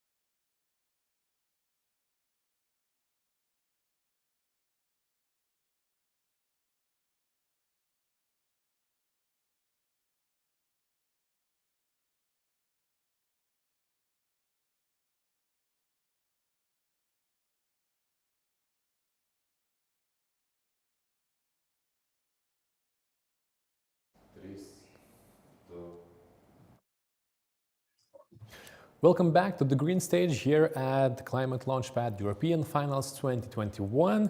And in this stage, we are witnessing a friendly battle between teams who are pitching their green business ideas. We already heard some great presentations in the topics of food systems and circular economies.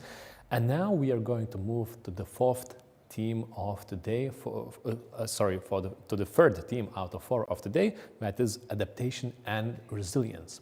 And for the next 2 teams, we are going to have a new jury. So let's welcome them. I'm saying hi to Pedro Sao Simao, coordinator of the Portuguese Plastic Pact, Smart Waste Portugal. Hi, Pedro. Hello, everyone. Good Hi. morning. Good to have you here. Also, Rita Branco, venture partner at Grosvenor House of Investments. Hi, Rita. Hi everyone. Hi. Martinas Kanzeras, founding and board member of Lithuania Business Angel Network, entrepreneur and investor. Hi, Martinas. Hello, everybody. Hi, good to have you here, more Lithuanians. And also Mindaugas Kieža, innovation expert at Agency for Science, Innovation and Technology. So hi again, once again, Mindaugas. Hi again. Yep. As I said before, today every team will have 5 minutes for their pitch, for their presentation, which is going to be followed by a 3-minute question and answer session. And the jury will evaluate the teams based on 6 criteria, which is business and market potential, job potential or social impact, innovation or technology potential, climate impact, strength of management team, and of course the quality of the pitch. And in the adaptation and resilience thematic block, we will have 5 teams: Soil Watch, Corentix, Plantica, EcoSaf, and Terror from Space. Each team has recorded their pitches beforehand, so we are going to see the videos first, and then, as I said, questions and answers from the jury. Okay. If you're all ready, if you're all concentrated, let's start the pitches. And the first one is a team from Finland called Soil Watch. Let's hear their presentation.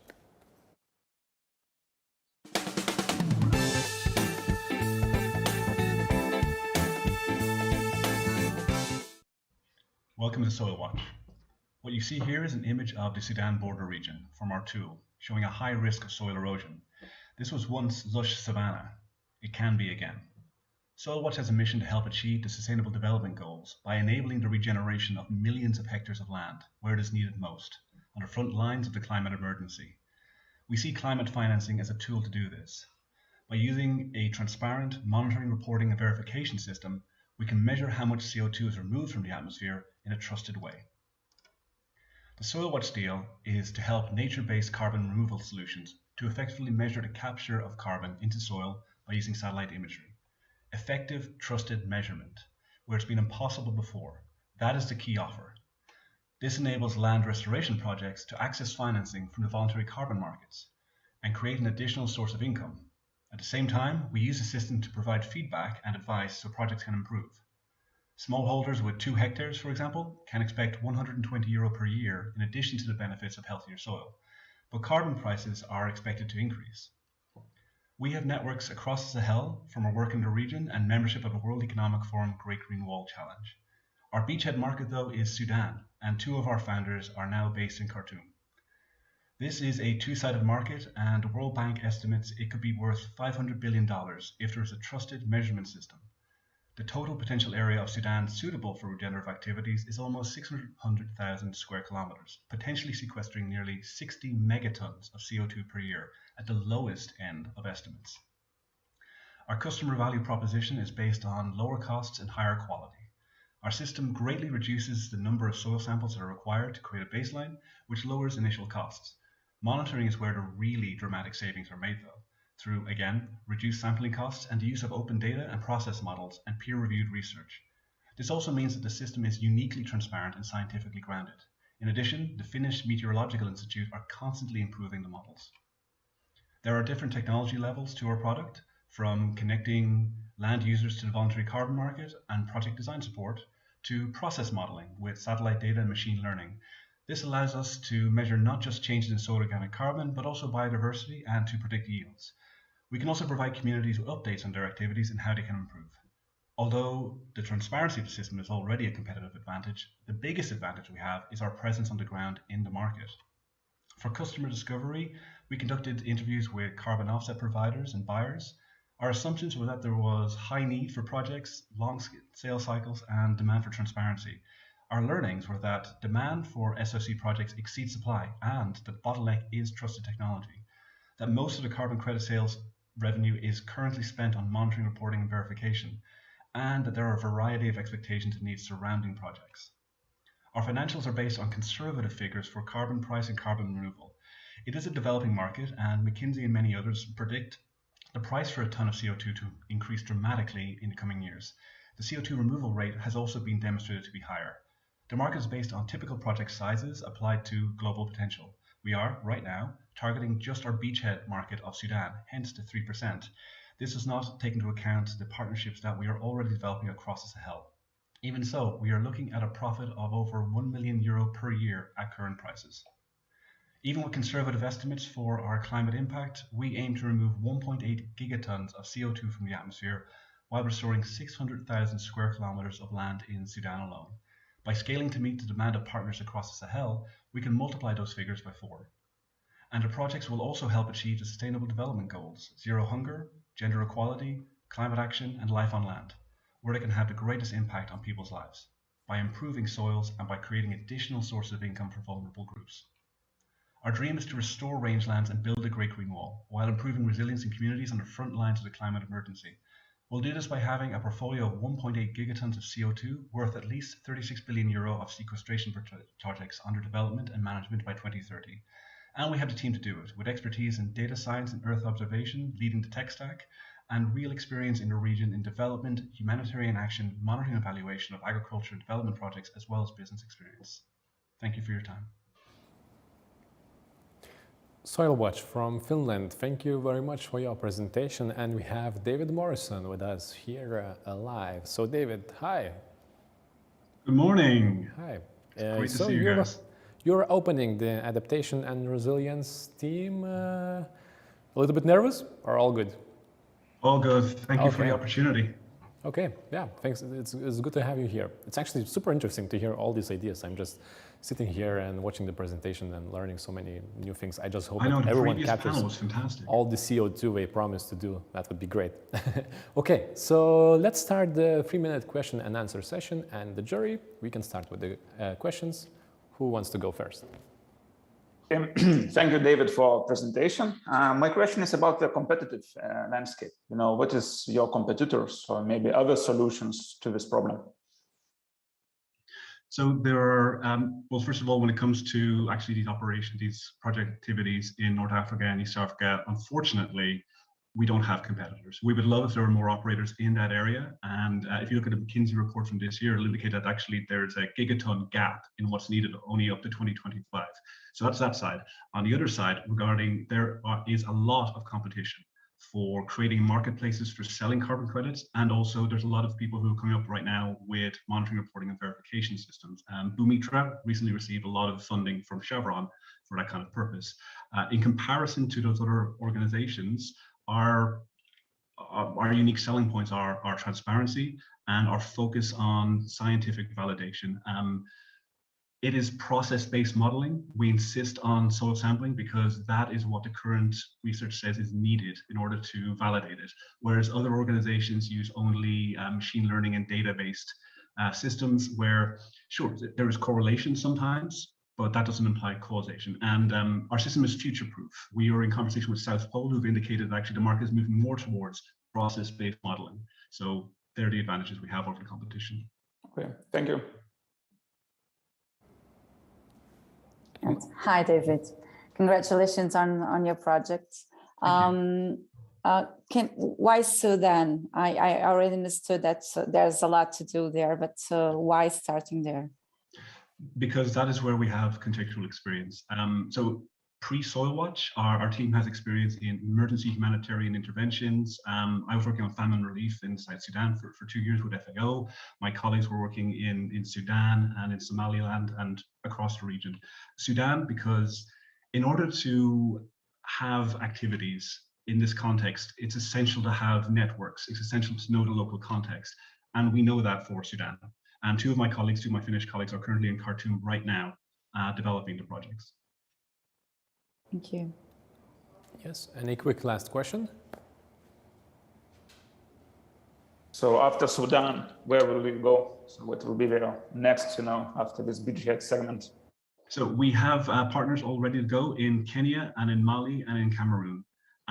But Sudan is, as you can see, it's a massive potential, massive beachhead marketplace. So that is taking our entire focus right now. And then once we have increased our capacity, we are ready to go with those partners in Cameroon and in Mali and in Kenya. Okay. Great. Okay, let's maybe finish here. A few seconds left, but thank you very much, David. Good luck with your idea. Thank you very much for your presentation. Let's move on with our next speakers and our next team. And this is a team from Switzerland, which is called Corentix. Let's hear what they have to show us. Hi, my name is Michael Bloor. I'm the CEO and co-founder of Corentix, where we develop smart supply chain analytics software. What does this picture here mean to you? For us, it's a perfect example of how fragile the globalized economy has become. And we are convinced that climate change will lead to even more costly disruptions in the future. And that's why we want to help our clients to navigate through climate and sustainability risks in their supply chains. And here's our deal. Corentix offers climate risk and sustainability analytics software as a service to corporates with global supply chains for an annual license fee of 80,000 euros per client. Today, almost all industrial sectors depend on a globalized production process and are therefore potentially affected by supply chain disruptions. We start with the logistics sector in Switzerland and Germany as our beachhead market, where we already have our first client. Switzerland and Germany are global logistics hubs and therefore a perfect place for us to start. With more than 200 relevant companies, we can address a market of more than 15 million euros for our solution, before we then expand into other sectors such as the automotive industry, food and agriculture, or the energy sector in Europe. And then we'll go global to address the needs of the insurance industry, pharmaceutical and high-tech industries, and others on a global scale. Today, the supply chain management market is strongly growing and expected to reach around $30 billion by 2025. From this market, we address the supply chain risk management software market, which is also expected to grow strongly to about $4.5 billion by 2025. Our value proposition is quite simple. We want to help companies to reduce business disruptions from climate and sustainability risks that can cost them millions. Think, for example, about the economic impacts of the recent severe floods in Germany or the hurricanes in the US. We can do this significantly better than existing in-house solutions or external consulting mandates because of our in-depth knowledge around risks and our algorithmic power to find the best possible mitigation strategies. With our solution, clients will have fewer costly disruptions and achieve a higher productivity. Here you can see a preview of our prototype that we developed over the last few months. We use the latest weather, climate, and sustainability data to create a full overview on climate and sustainability risks in supply chains, not only for today, but also for the future. With our AI-driven algorithms, we reduce risks and sustainability impacts along the full value chain. Our tools will enable our clients to take decisions based on the best data available. During the customer discovery, with interviews with more than 40 experts in the supply chain field, we learned that the reduction of greenhouse gases is still higher on the agenda than climate risk adaptation. Nevertheless, the COVID-19 pandemic, the Suez incidents, and recent natural disasters led to costly interruptions and raised the awareness for supply chain resilience. We also learned that digitalization is in very early stages, which creates a great opportunity for our software. During this process, we also obtained several letters of intent and gained our first client. Now let's have a quick look at the financials. With a 30% market share in our beachhead market, we can reach more than 60 clients and have profits of around 4.2 million euros by 2025 per year. Key drivers for those financial projections are, of course, the annual subscription fees, the customization costs for individual clients, and the market acceptance or the market share that we achieve. Now, we not only want to help our clients to become more resilient, but we also want to help them to mitigate climate impacts. Let's for that take a look at an example how the logistics industry can help the automotive sector in Germany to reduce greenhouse gas emissions. Today, for every car that is produced in Germany, and there are about 5 million cars produced every year in Germany, there are about 5 tons of CO2 for the production and disposal process. And a large part of that is within the supplier network. By optimizing those networks and processes, we enable our beachhead market to reduce more than 1.5 million tons of CO2 per year. All of this would not be possible without the dream and a great team to execute it. We want to make supply chains future-proof by building a sustainable and successful business. By 2025, we want to have more than 50 corporate clients and achieve annual earnings success of 4 million euros. With Gaudens Halter, our CTO, and myself, we have great experience to execute this dream. And with a growing team and amazing advisors, we want to strengthen our clients before the next disaster strikes. Thank you very much. Team Corentix from Switzerland and their climate risk assessment. Thank you very much for your presentation. We have Michael Glor online. Hi, Michael. Hey, good morning. Hello. Hey, good to have you here. So, as always, let's start our 3-minute question and answer session. So, the jury. Yes. A quick question on the initial feedback from your first customer on your project. Okay. I mean, so far they like it a lot. We are still in the implementation phase with them together. It's basically a POC project where we basically showcase our capabilities with them. And it's been a very successful project. They are able to now assess hurricane risks in the US and see the impact for their logistics operations there. Thanks. I have a question. Is this client paying already the price of this product, or it is like pilot study that you want to get a feedback better from? The price, are you asking about the price? Apologies for the pilot. Yeah, the first client pays the price that you ask, or this is just the pilot study? No, this will be the price that we mentioned in the pitch is the full package that we will offer then when the final solution is ready. Now for the pilot study, it's a reduced price. What is the main risk at the moment working with this client? You know, do you have any risk, and how you will avoid them or just decrease them? The risks for ourselves, for Corentix. Yeah, for Corentix. Yeah. I mean, I think one risk is certainly the competitive landscape. There are several competitors out there that also are entering this field, supply chain risk management companies that have so far more focused on the past, trying to inform risk from the past observations. And we really focus on a forward-looking view, be ready for climate change, emerging sustainability risks. But I think there is a business risk that they will catch up quickly. Okay.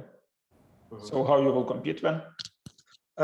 We're already expanding our team now, so we're definitely pushing ahead with the development. And I think we have an edge through our knowledge that we gained also in the insurance industry.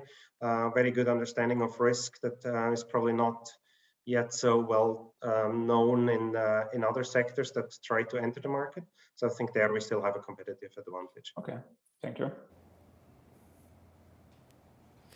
Any last question? Rita? No, okay. I'm sorry. How do you plan on developing your new business? How are you going to succeed? At the moment, we're currently searching for funding. We already received initial funding. Now we want to basically scale that up so we can also accelerate our development, accelerate sales as well within our beachhead market and expand, as I mentioned also in the slides. So it's really about scaling up the business over the next year. Okay, thank you. Great. Thank you, David, and team Corentix from Switzerland. Thank you very much for your presentation, and thank you for your time. Great presentation by Corentix, and our next team is called Plantica, and the team comes from Austria. Let's hear their presentation. The weather conditions are becoming more and more extreme. I guess we have all experienced it, how it can affect our lives and how, for example, heat reduces our life quality. We want to create a sustainable and livable future by bringing back the nature into the city. My name is Mathieu, and today I'm going to present you Plantica, the new way of greening roofs. Let's have a look at those two pictures here. On the upper one, you can see conventional green roofs. However, many of our roofs look like this, like in the lower picture. And for those roofs, there are no green roof options at all. But Plantica is going to change that. And this is our deal. We are selling green roof modules for metal and tile roofs to a chosen beachhead market, the municipality of Vienna, for a price of 245 euros per square meter. The green roof market is already huge, and it's growing with an above average of 10% per year. In Europe, it worth last year of 3.2 billion euros, and Austria made up 110 million euros. And here lies our beachhead market. The municipality of Vienna and its companies, which together account for a roof area of 9.85 million square meters. EU regulations to fight climate change have been already implemented in several strategic plans and have all common goals. Austria wants to become climate neutral by the year 2040, and they want to reduce the heat island effect. So what can we actually offer to our beachhead market? Well, one of the strategic plans foresees 30% more green areas in the city. But especially here, the space is very limited. But this is not a problem with Plantica because we are using areas which couldn't be used before. Furthermore, the Plantica green roof modules are reducing the surrounding air temperature. A combination of our modules with the air conditioning system will increase its efficiency so we can cut the energy cost by 35%. And a combination of the Plantica module with the photovoltaic system will increase its efficiency by 6%. And all this is possible with a very simple solution. Our product is a passive modular green roof system for metal and tile roofs, and this is unique so far. The mounting is very flexible and simple, and there's no modification on the roof needed itself. And the best is we can mount it on almost every already existing roof. To sum it up, we can increase the green roof potential in cities, and our concept is already patented.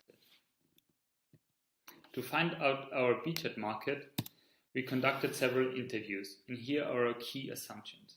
First, the citizens are suffering from heat, but they're not aware of the positive effect of green roofs. Second, our first version of our module didn't comply with the EU norms, so we had to adapt. And third, Vienna is a key driver for greener and smarter cities, and the support which we get here is just overwhelming. Let's have a look into our financial. This module showed us that our key drivers are the cost per product, followed by the market share and the net price. With an average of 10 projects per month, we can reach a yearly profit of 1.7 million euros. But above all, we do this to contribute to climate protection.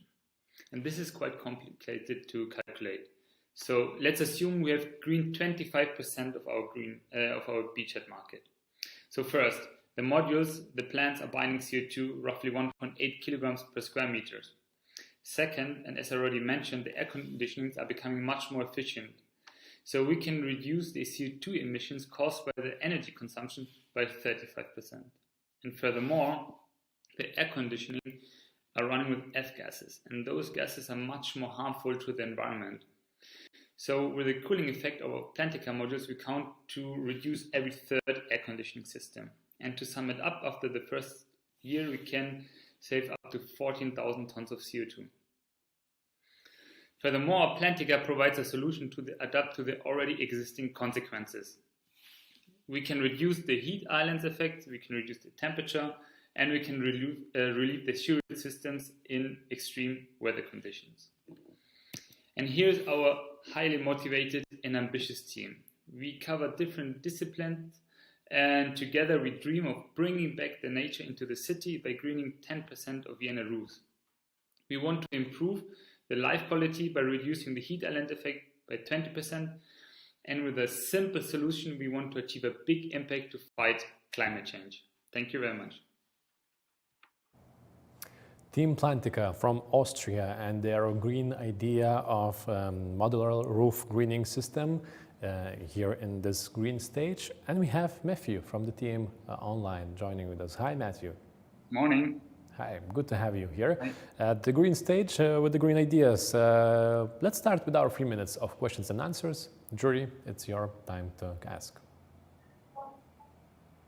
Okay, so I have a question. So who is paying for this roof? So it is paid from municipality, or the residents of the house is paying for it? And maybe another question is, who is maintaining this grass? As understood, when you have to cut this grass to water and etc. Yeah, so we have a different customer segment, and we chose the municipality because of the project. They have the strategic plans, and the city of Vienna, they have like many companies. They have their owning companies who have like these flat and buildings for the municipalities, and they are owned by the city, and they accumulate an area of almost 10 million square meters, and they are owned by the city, so they would pay for this. Okay. Mm-hmm. And who will maintain the grass after that? The maintenance is we wanted to reduce it to the maximum, so every green roof needs some maintenance, and reduced it to 1 time per year. And to start our business and to enter the market, we want to do it ourselves. But this is limited to our local space here in Vienna, and as well in Bavaria, where we can do the projects ourselves. But as soon as we grow, we need like partners who will, so we can subsidize it or outsource the maintenance and as well the mounting of the systems. Okay. Okay, thank you. I have a question. So the maintenance is also included in the price that you are charging your customers? And if yes, for how long? So the 245 euros per square meter, for how long you take the maintenance? No, the price is not included yet, so there would be additional. So the price which we showed, it was just the initial price for the production cost, and for the maintenance it would be additionally. And you know already estimated the cost of maintenance, for instance, for a year? We need to check it once per year, the system. So there was got around like one roof around 400 to 500 euros just to check it. Yeah.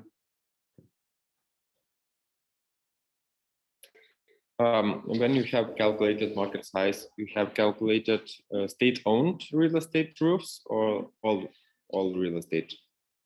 All green, the green roof market nowadays. This is the size of the green market now, and this is only calculated with today's method. So the majority of the green roofs are implemented in flat roofs, and this excludes our product. So because so far nobody's aware that this is possible. It's a new system. So basically, it would be even more if we go into the market. Great. So the time is almost over. Unless Rita, you have a really quick question? I don't know. No, I already had my answers. So that's great. Thank you very much then, Matthew and Plantica, team from Austria. Thank you again for your presentation and for your ideas. Good luck with implementing it and making our roofs greener.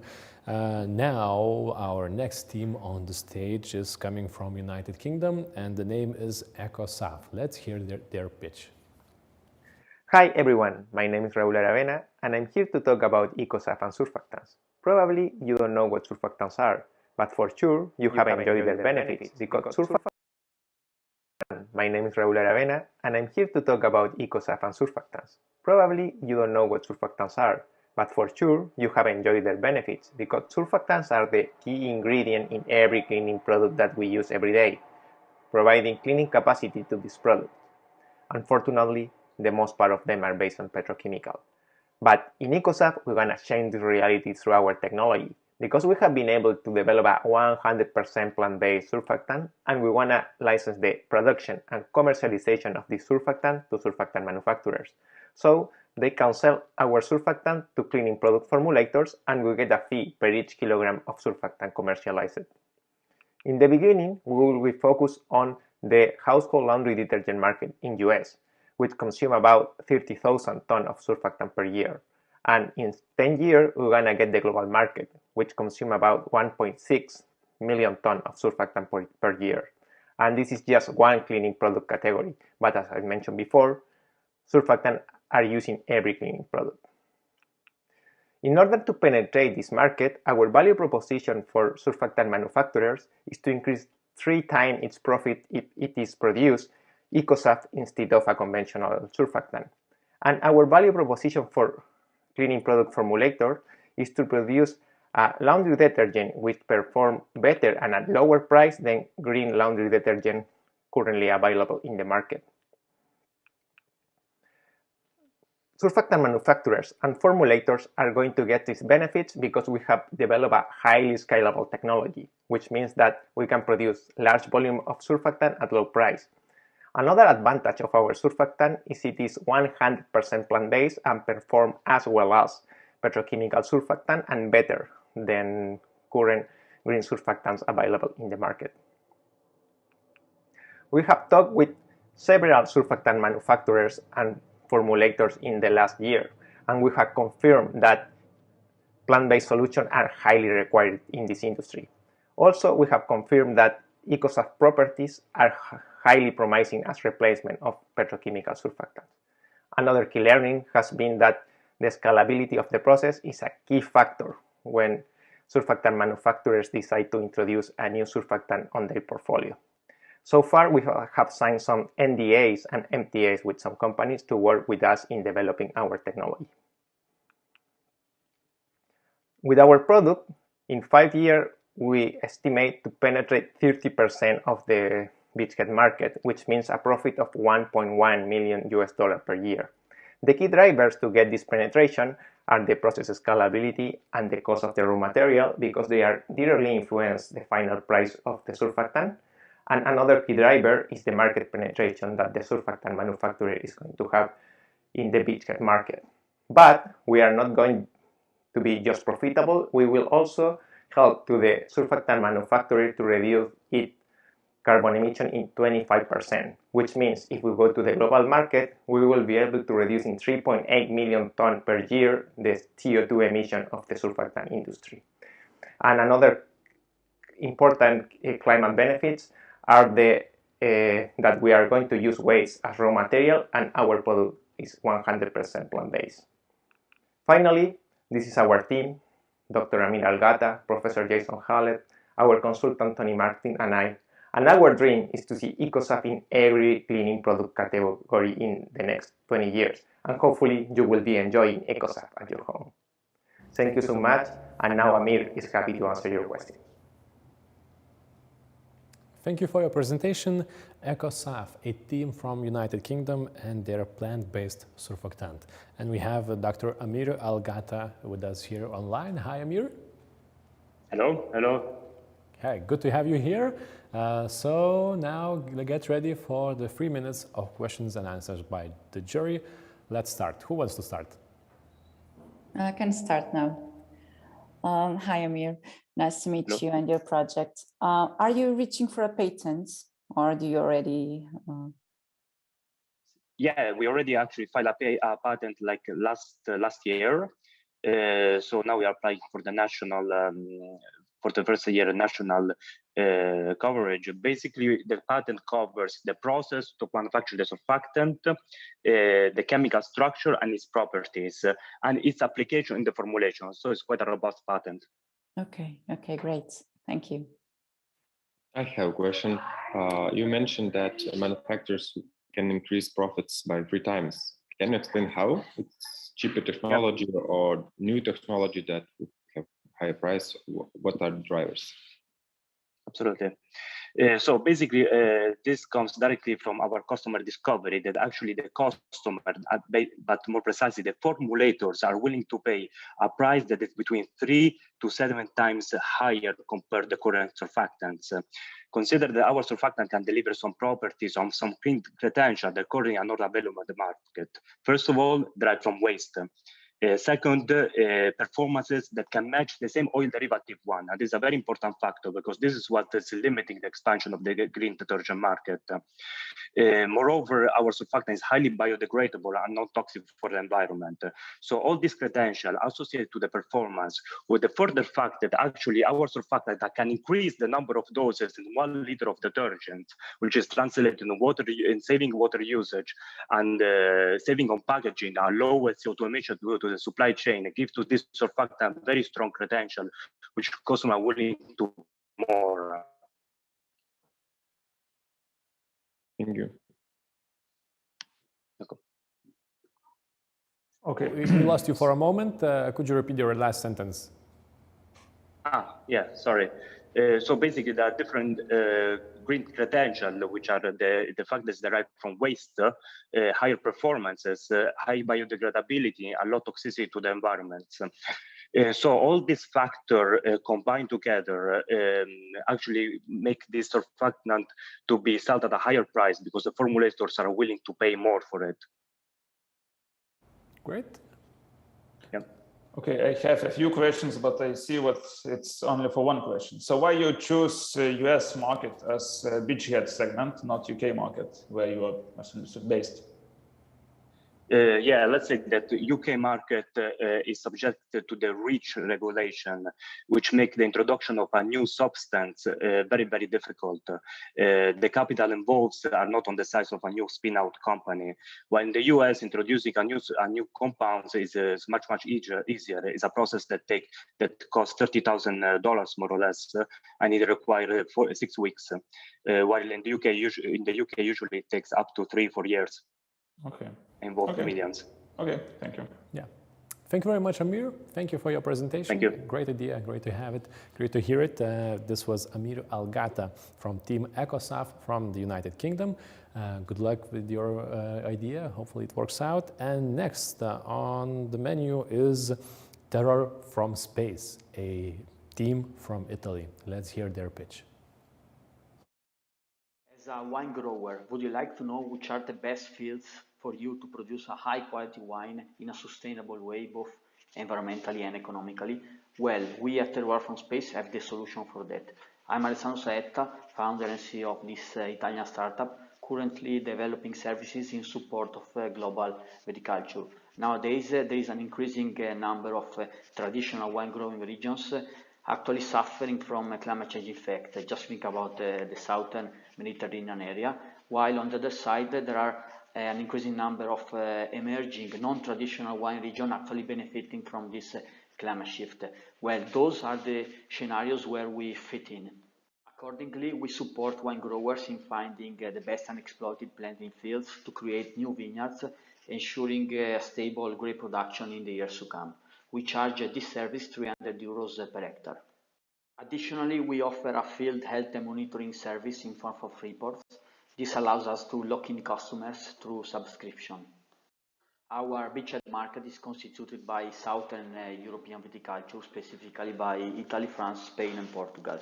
These 4 countries together account for more than 50% of the global wine volumes and are easily accessible by us. Here we focus on a smaller share constituted by medium to large wine growers worth 17 million euros. As a scaling strategy, we will then expand to full Europe viticulture plus South America, and by 2030 we will export our services globally.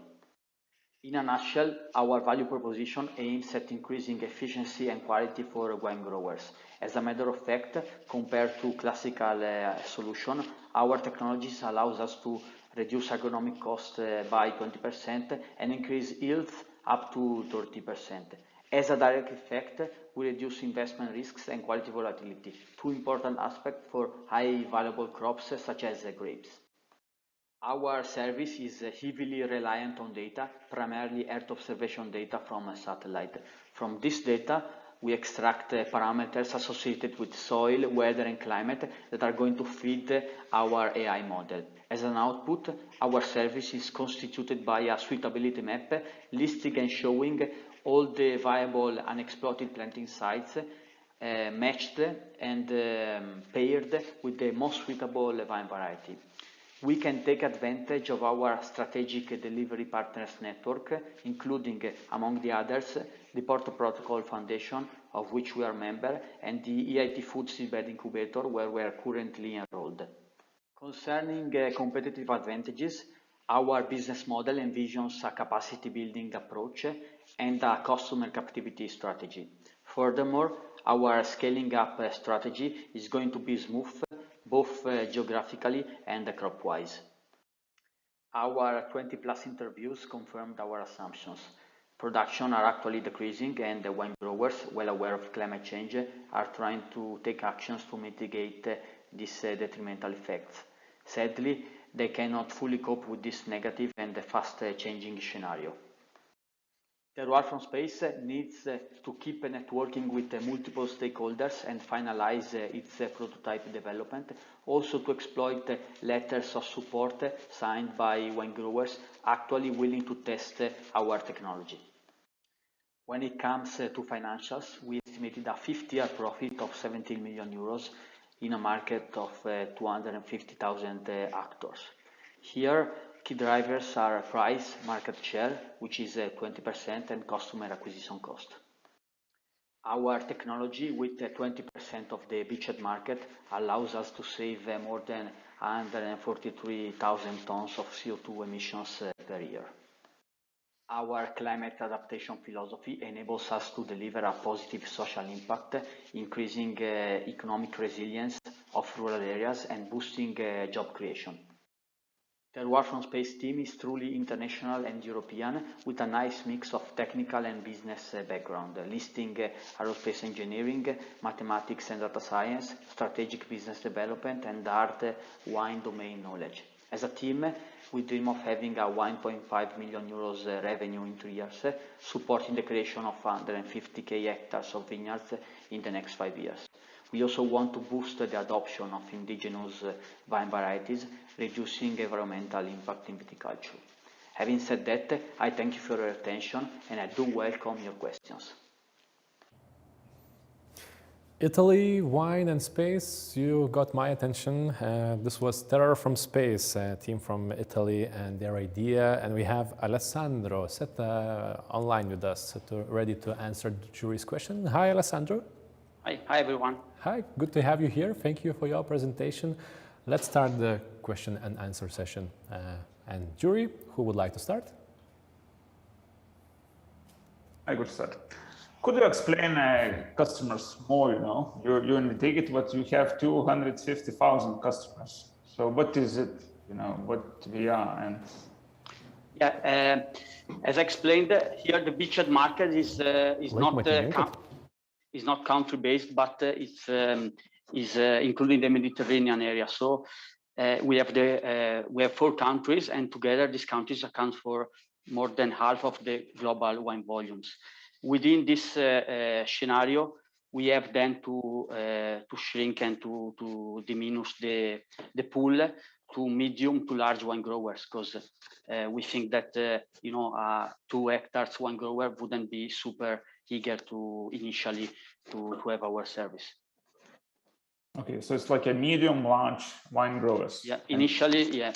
Okay. And then, because this is also because winemaking is traditional, so we need to focus on a renowned producer, and then with them we can prove that our service is truly effective, and subsequently small producer would follow the example. Okay. I have a question. Who is responsible for contacting the landowners?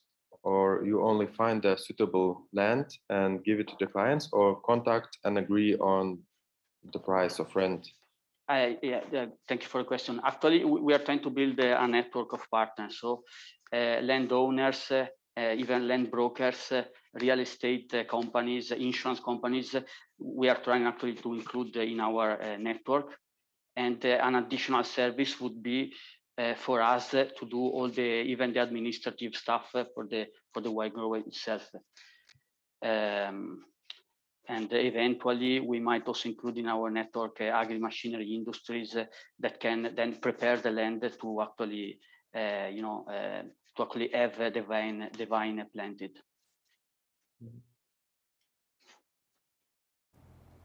Any more questions? I have a curiosity. In the end, you said that you will boost indigenous vineyards. So how exactly your system will do that? Will help to do that? That's a key figure in our service, because indigenous vine varieties have been showing a higher intrinsic resilience to climate change, to water needs. And from a marketing, I would say, customer point of view, it allows to produce new wine products. So, I mean, it's a win-win choice, both from the environmental and financial point of view for the producer, and also for the customer, for us, for the wine lovers. And those 4 countries are actually can list a huge amount of indigenous vine varieties. Italy has more than 80 vine varieties. So by exploiting them, we would increase the biodiversity of the winemaking sector. So it's a win also for the general environment. Great. Thank you very much, Alessandro, and the team Terror from Space. Thank you for your answers, and thank you for your pitch. Thank you, everybody, for your time. Yes, and thank you all the jury. This was the last pitch of this Adaptation and Resilience pitching session, and now we will give some time for our jury, Pedro, Rita, Martinez, and Mindaugas, to evaluate and score the teams. I think they have to think about it for a few minutes, and we are going to be back in around 15 minutes, that is 5 minutes after noon on Central European time, and we are going to have our the last semi-final topic, the next big thing, and we are going to hear some more startups pitching us ideas. So grab a coffee, have a snack, have some lunch, and we'll see you in 15 minutes at Green Stage.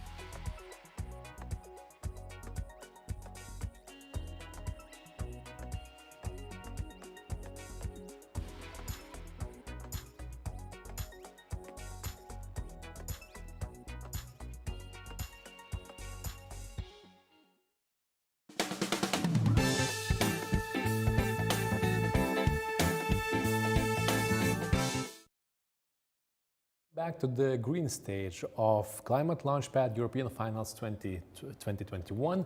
We are about to start our fourth battle in the semi-finals, and by battle I mean just friendly pitching by the teams. We are about to hear 4 more green business ideas, this time in the theme of the next big thing. For those who have just joined us, I want to reintroduce the jury. We have 4 professionals who are evaluating the teams. So this is Pedro Sao Simao, coordinator of the Portuguese Plastic Pact, Smart Waste Portugal. Hi again, Pedro.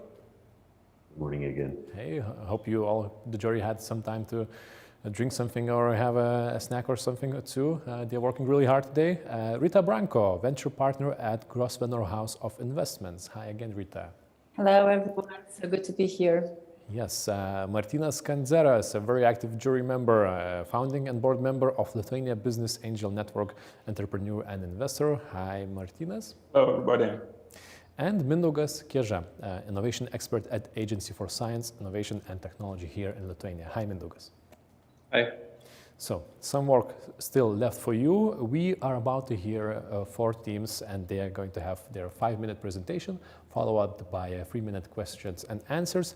And the jury will evaluate teams on these following 6 criteria: business and market potential, job potential or social impact, innovation or technology potential, climate impact, strength of management team, and of course the quality of the pitch. So the 4 teams who are going to present in the next big thing, the theme, are called COBS, Reef Support, Water Shield, and Eco Dig Insect. Each team has recorded their pitches beforehand, so we are going to hear those, and after we are going to hear the question and answer session. Okay, if everyone is ready, let's start the last battle of these semifinals. And the first to begin is a team called COBS from Spain. Let's see their presentation. Hello, everybody. This is Carlos Freire from COBS, Container Overboard System. COBS is a system that alerts, identify, track and trace, and keep overboard containers afloat, so ultimately they can be rescued. We are offering a container life raft service to maritime logistics companies at a percentage fee of about 300 euros per trip. Our immediate market is Valencia maritime logistics companies that are shipping high values and dangerous goods, which represents a volume of 18,000 containers trips per year. Once IMO lost containers new regulations are implemented, we expect to reach the overall container industry multiplying by 100 the existing volume. So from 2 million worldwide, this market will be reaching up to 200 million. As you can see in this slide, the average lost cargo value per year is about 63 million euros. But the cost value that our service would have on this container, it only represents a 1% of the cargo value. So considering the big potential saving and other butterfly impact reduction, our cost is very marginal. We are also delivering different values to our customers. They will be able to take mitigation actions instantly. We are creating a new business opportunity for them, attracting to environmental concerned clients, increasing empathy, confidence, and loyalty values, or improving liability definitions and new risks reduction, among others. So, David, the floor is yours. Thanks, Carlos. Here at COBS, we are currently developing an inflatable, innovative system designed to alert of any events of a container going overboard, identify the container going overboard involved in the incident, and keep them afloat while tracking them so they can be recovered. The goal is to give a solution to the May 2021 International Maritime Organization proposition that aims to make recovery and tracking of these containers mandatory. We are focusing our efforts to have the first working full-scale prototype by the end of the year. We conducted a survey at the European Maritime Day and asked them what were their biggest concerns about facing a container overboard, and if they were aware of any actions being conducted to stop the issue. The environmental impact of such containers came out as the #1 concern, followed by navigation safety and additional supply chain stress. Under half of them were aware of the EU and IMO proposition plans. We then contacted 30 experts, and they confirmed that high-value goods and dangerous materials created the most impact on the 3 areas I cited previously. In our first year, we aim to have 70 customers in our local beachhead market, with 7 devices per customer, being able to do a 28 trip average per year.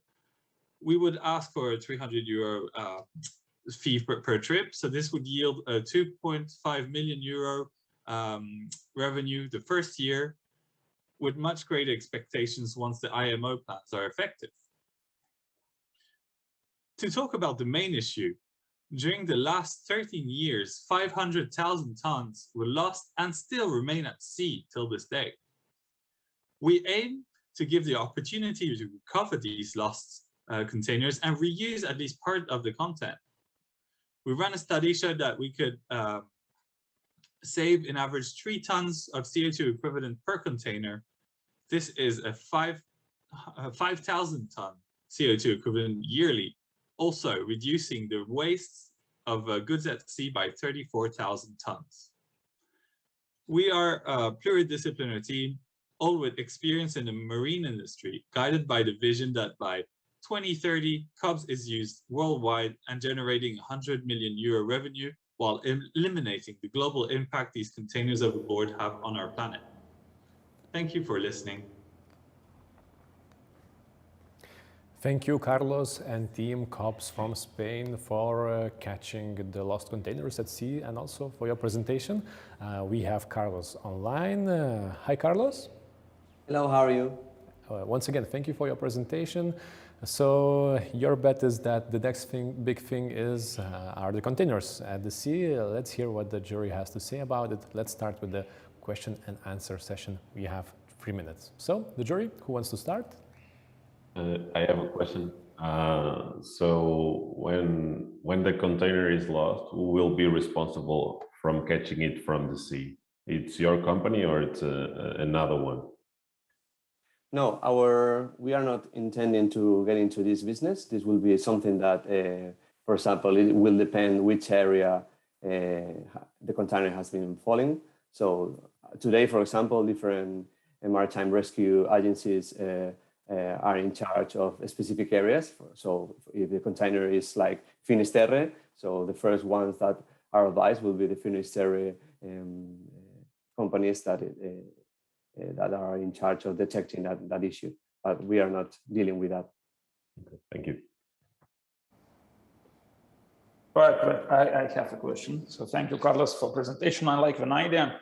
So the question is, if you attach these balloons to the container, how much space is lost in the ship? Because when you need somehow to upload these containers to the ship, but So, well, I have to say that obviously because of the privacy and patent thing, this is not exactly the full idea, okay? But yes, we could say that it's a similar concept, right? But the idea is, as you can see, if it's an inflatable device, there are space out of the container that this device will be compressed. So will be very tiny space taking from the container outside. So the device will be not inside the container taking any space from the container. Yeah, that was something that we find out when we were discussing with different potential clients, that they did not want to take any space from the container inside. So the device will be outside of the container. Mm-hmm. But then less containers will be on the ship if it will be outside container. No, it will be in a place that you are not taking any space from the outside or something. Okay. It is also forbidden. You have to comply with you cannot modify the measurements of the container. So, basically it will be within a space that you are not taking any space from inside or outside. Clear. Thank you, Carlos. No problem. I have a question. When container fell out of the ship, it usually falls into the water, and then some kind of system understands that it's fell down, and where from it will get air or any substance that will fill your balloons. Yeah, obviously you will have to put a system that similar to life raft, or we can say air bag or whatever, a system mechanism we are using. So this will put the product or air or whatever it is within the inflatable system. But yes, you have to. There will be an ejection system that it will be activated as a certain stage as soon as the container is overboard, and we can say starting to sink, or some water is getting within the container or something. Great. Thank you once again, Carlos. Thank you for your presentation. Thank you, Jury, for the questions. Good luck with your idea. Thanks again. Thank you very much. Next, I think we are going to hear more about the sea. That's my guess, since we are going to have the team called Reef Support, which comes from the Netherlands. Let's hear what do they have to show. Hi there, thank you very much for being with us here today. My name is Marcel and I'm the CEO and co-founder of Reef Support. At Reef Support, we built software to spot our oceans in the hope that we can enhance marine biodiversity and strengthen the blue economy. Over the last 30 years, we've already lost half of our coral reefs worldwide. And although it supports over 1 billion people in food, tourism, and coastal protection, we see that not enough monitoring and protection guidelines and efforts are in place to protect this natural resource. So that is why Reef Support is here to play the role that we need to. So what is the deal? We provide users in reef monitoring a service where they upload their data collection. They are allowed to select models that are specific to their purpose. And through our integrated platform, we return to them the scientific results that they need for regular and standardized reef monitoring. In terms of the market, the total available market is about 10,000 entities around the world in reef and fisheries management. In terms of our serviceable available market with our current technology, it's about 2,000 entities worldwide. However, we focus on just 250 entities by the end of next year to be engaged with our service. And our beachhead is Central Indonesia because of the demand, our customer relationships, and of course, our understanding of the geography in Asia. In terms of our customer value proposition, these are the main segments we're looking at. So marine protected areas, reef managers, research stations, coral restoration, and diving centers. So on average, for 1 day worth of diving, it takes about 5 to 7 days to process the data collection that's collected from the dive. With our platform, we can reduce this to 4 hours so that governmental budgets or budgets in research stations can be put to better use to scale up monitoring and protection. This is how our product looks like in a nutshell. On the left, you can see how a dashboard looks like with the user profile. It is a user-friendly one-stop solution integrated with AI and GIS toolkits. We also host a data management and certification platform so that researchers can review one another's work. In terms of our artificial intelligence, which is our main unique selling point, we have a coral AI that can detect genus levels of different coral species, algae detection, crown of thorns, which is a specific type of coral reef predator, and disease, so white band disease or the Aquapora white syndrome disease, so that early action can be taken to save coral reefs. In terms of our customer discovery, we've done about 20 interviews through the ClimateLaunchpad experience with organizations, but also individuals. In a nutshell, these are our assumptions. So the first is that there are international coral reef monitoring guidelines. What we found out is that actually no standard system for ecosystem monitoring for coral reefs. So this is where peer review and sort of the community of scientists and researchers comes into play. Researchers only rely on in situ data for monitoring. That is what we assumed. However, researchers are also very open to engage and use citizen science methods or participatory science so that whatever people can see around the world can be shared with research to push the boundaries of marine science. The last one is that many large organizations still use manual accounting methods for fishes and corals with manual Excel input. So we found out that a central web tool or database in the form of an enterprise solution is also a very attractive solution for many of these enterprises, including Reef Check, Malaysia. In terms of our financials, we hope to engage about 15% of the total MPAs around the world. So that's about 2,400 MPAs, most of which are in Central Indonesia region in the Coral Triangle, with 2 divers per marine protected area and 3-year average service time. We see that we have about 1.7 million in revenue. Per person, it costs about 15 euros to acquire them in terms of marketing and 30 euros per year to host our services. And with that, it's about 500,000 in cost. And we see that the net profit in the end is 1.2 million, with the key drivers being the scalability of our AI, computational services, and language support for different regions. In terms of our climate impact, what we hope to do is allocate ocean restoration more precisely and effectively, not just coral reefs, but also mangroves. So by the end of 2023, we hope to have capture an extra 10 tons of CO2 through our beachhead monitoring. And this is the team. So from the left, we have Laura, Ailey, myself, Mel, Johan, Marijn, and Crystal on the right, who are marine experts. And our goal is to support 30% of the world's reefs by 2030. So thank you very much. Team Reef Support from the Netherlands. Thank you very much for your presentation. Great idea. And we have Marcel Kempers connecting with us online. Hi, Marcel. Hello. Hi. Good to have you here. Oh, I see the background with the reefs. Somewhere Marcel is connecting from underwater somewhere.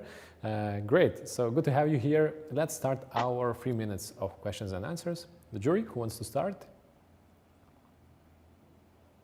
I can start now. Yeah. Well, congratulations, Marcel, for your idea. I'm just not sure I understood, how do you differentiate yourself from your competitors? Because there are some companies doing this already, right? Yeah, maybe we could define, that's a really good question. We can talk about the competitors. Are you talking more specifically about the technology, about the AI? The technology, yes, right. Okay. Yeah, so we can see the main competitors, there are about 3 of them, and mainly they are university-based. So usually they are based from universities and marine scientists that design these software solutions. So that we can see it's not a very competitive space, and it's also a very niche space, coral reef monitoring. Currently, the AI is really not up to standard, and that's why we really think there's a huge opportunity to grow here. We really think AI could do a lot more for the environment and marine science. What we found out in our testing through our validation process is that we use humans to annotate the data, and we found out that our AI actually works better than these humans already. They make less mistakes even when they have, let's say, 5 years of marine biology experience, just because AI can standardize a lot of these solutions. And we don't see any competitive software out there that actually has this sort of scale and expansion and really growth that can make us sort of the next big thing. So building artificial intelligence for coral reefs is a very challenging task because there's about 1 to 9 million species of coral reefs. So it's not one solution that can win all. I think it's sort of a collaborative space at the moment. But I think Reef Support, we are one of the fastest growing technologies and AI out there in this space. Great to know. Thank you. Thanks for the question, Rita. Who has any more questions? I will shoot. So thank you, Marcelo. The question is, how much now is spent on reef monitoring at the moment, with existing methods or technologies? Do you know this number? I can give you a global number. So the 3 main things in coral reef, it's about restoration, monitoring, and conservation. So monitoring is a big aspect of it. So they're mostly about governments, and they spend billions a year, let's say, on global coral reef monitoring. There is money there. A lot of people don't know about it, but there is a lot of money being spent on monitoring marine protected areas. Okay, and it's a huge amount. It is. Okay. It is. Okay. Thank you. One last question. Do we have one? So, okay, looks like the jury is satisfied. So let's not waste more time. So thank you very much once again, Marcel. Thank you for your presentation and for your Thanks, idea. everyone. Thanks for your time. Good luck with implementing it. So this was reef monitoring service from the team Reef Support from the Netherlands. And the next team comes from Lithuania, Water Shield, the name of the team. Let's hear what do they have to share. Hello Hello, my name is Marina and I'm creative strategist of the startup called Water Shield. 500,000 plastic bottles, the volume that can be filled by unrecyclable air filters each year. So here arises a question, how we should clean air safely? I will tell you what, here comes the new air purifier called Water Shield. The Water Shield purifies the air with the power of water and helps service industry companies to prevent air pollution. We have B2B sales strategy and we are selling device plus service to the hotels, hospitals, and etc. The net price is €2,320 plus €50 per service. The Water Shield not only prevents the epidemics, but also increases the occupancy rate of our main stakeholders, hotels. The air purifier market size is growing exponentially, 18 times from 2019 to 2027. Our beachhead market is Lithuania, and we are aiming to acquire €3.8 million by the end of 2022, expanding to the Europe and acquiring 1 million customers by the end of 2027. The hotel industry in Vilnius is decreased 3 times since last year. So here is an example of Astoria Hotel Vilnius. With the installation of Water Shield in hotel, the monthly income will increase for more than 3 times. We are offering more eco-friendly product, water as a main cleaning contaminant instead of biohazardous filters, COVID-friendly spot labor or for public spaces, and of course, good aesthetics and media-looking design. Moreover, we had an offer from Hotel Garden in Vilnius for the installation of Water Shield and lab validation with the experts. And now, how Water Shield works. Simply, the water flows from both sides of Water Shield, catches all bacteria, viruses, then the water goes to the water tank where it's sterilized by the UV light and then continues circulating. Our technology is fully patentable since the hybrid air purification system. At this time, we have first working prototype and now we're thriving to construct the final pilot prototype of Water Shield. We had more than 15 interviews with the various service industry companies here in Lithuania, and we had 3 main assumptions. First one is a cost important for clients, and the key finding was that proving working efficiency is much more important.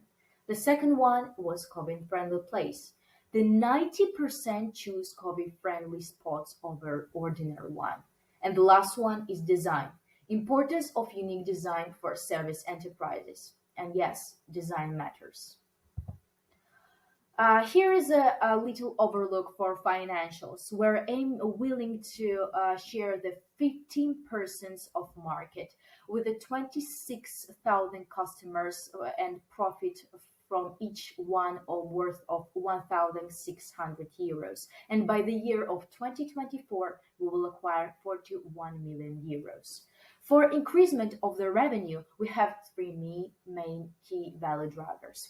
First one is unique design possibility, cost to manufacture and produce, and new markets and potential segments. The Water Shield climate impact is double of ordinary air purificators. 51 filters should be changed per year per 1 air purifier. And we are using only water. That's why the CO2 emission is decreased by 85%. And finally, our team. We have a very dedicated and enthusiastic team, starting from technical side of project and ending by the project management. Our main dreams are to emerge new air purifier in the market of big air cleaners, to provide access for eco-friendly clean air technology for service industry companies, and finally, to earn €3.5 million by 2024. Thank you for your attention and stay safe. Stay safe with Water Shield. Water Shield, a team from Lithuania and their innovative air purifier. And we have Marina from the team representing here with us online. Hi, Marina. Hello, very nice to meet you. Hi, good to have you here. Thank you for your presentation. And let's start the question and answer session. So, the jury, who shoots first? I have a quick question. Congratulations, Marina. Your idea really amazed me. My question, your water shield is supported by any university studies who supports this product? Actually, the startup started from a school project 5 years ago. It has an international accreditation from the scientific field, and then we thought, why should we not go to the global market? And now we have a financing from the competition to build the first prototype and the pilot prototype of water shield, and then expand and acquire the IP. So the main building of the and construction processes will be in the lab here in Lithuania. Okay, thank you. Okay. How can you explain the revenue growth for the hotels that are using your filters? Sorry, can you just... Yeah, how can you explain the revenue growth of the hotels that are using your filters? Yeah, so we had an example of Astoria Hotel Vilnius, and we calculated the whole quantity of the rooms that they have in their hotels. And it appeared that their decreasement is caused by the COVID-19 situation. And decreasement is up to 70% in Astoria Hotel Vilnius. So in case of installations of water shield and by our interviews with our customers from Patsai Hotel, from Astoria Hotel, Hotel Garden in Vilnius, we acquired the answer that that 90% of the people want to have the fresh air indoors. So by that calculations and having the quantity of rooms in each hotel, we are acquiring the number that the total revenue will increase in months by 3 times in this specific hotel. Okay, one last question. Anyone has any? I have a technical one. What is the maximum in terms of area, square meters, that one system can cover effectively? Yeah, thank you for the question.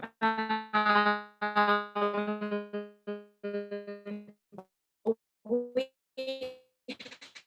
have the first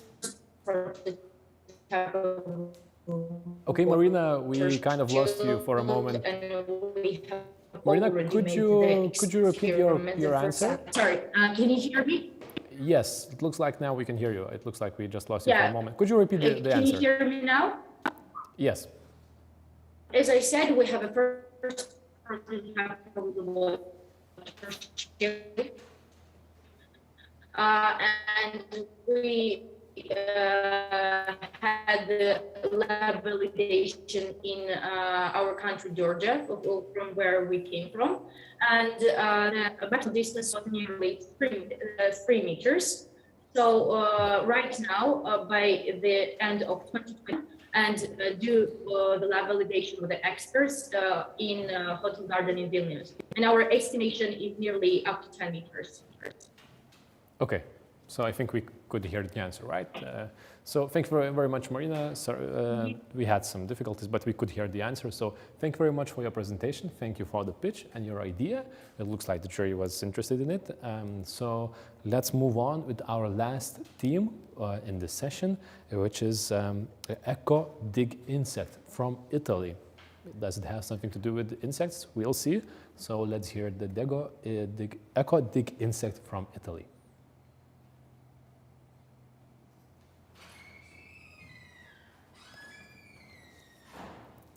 Codigo insect.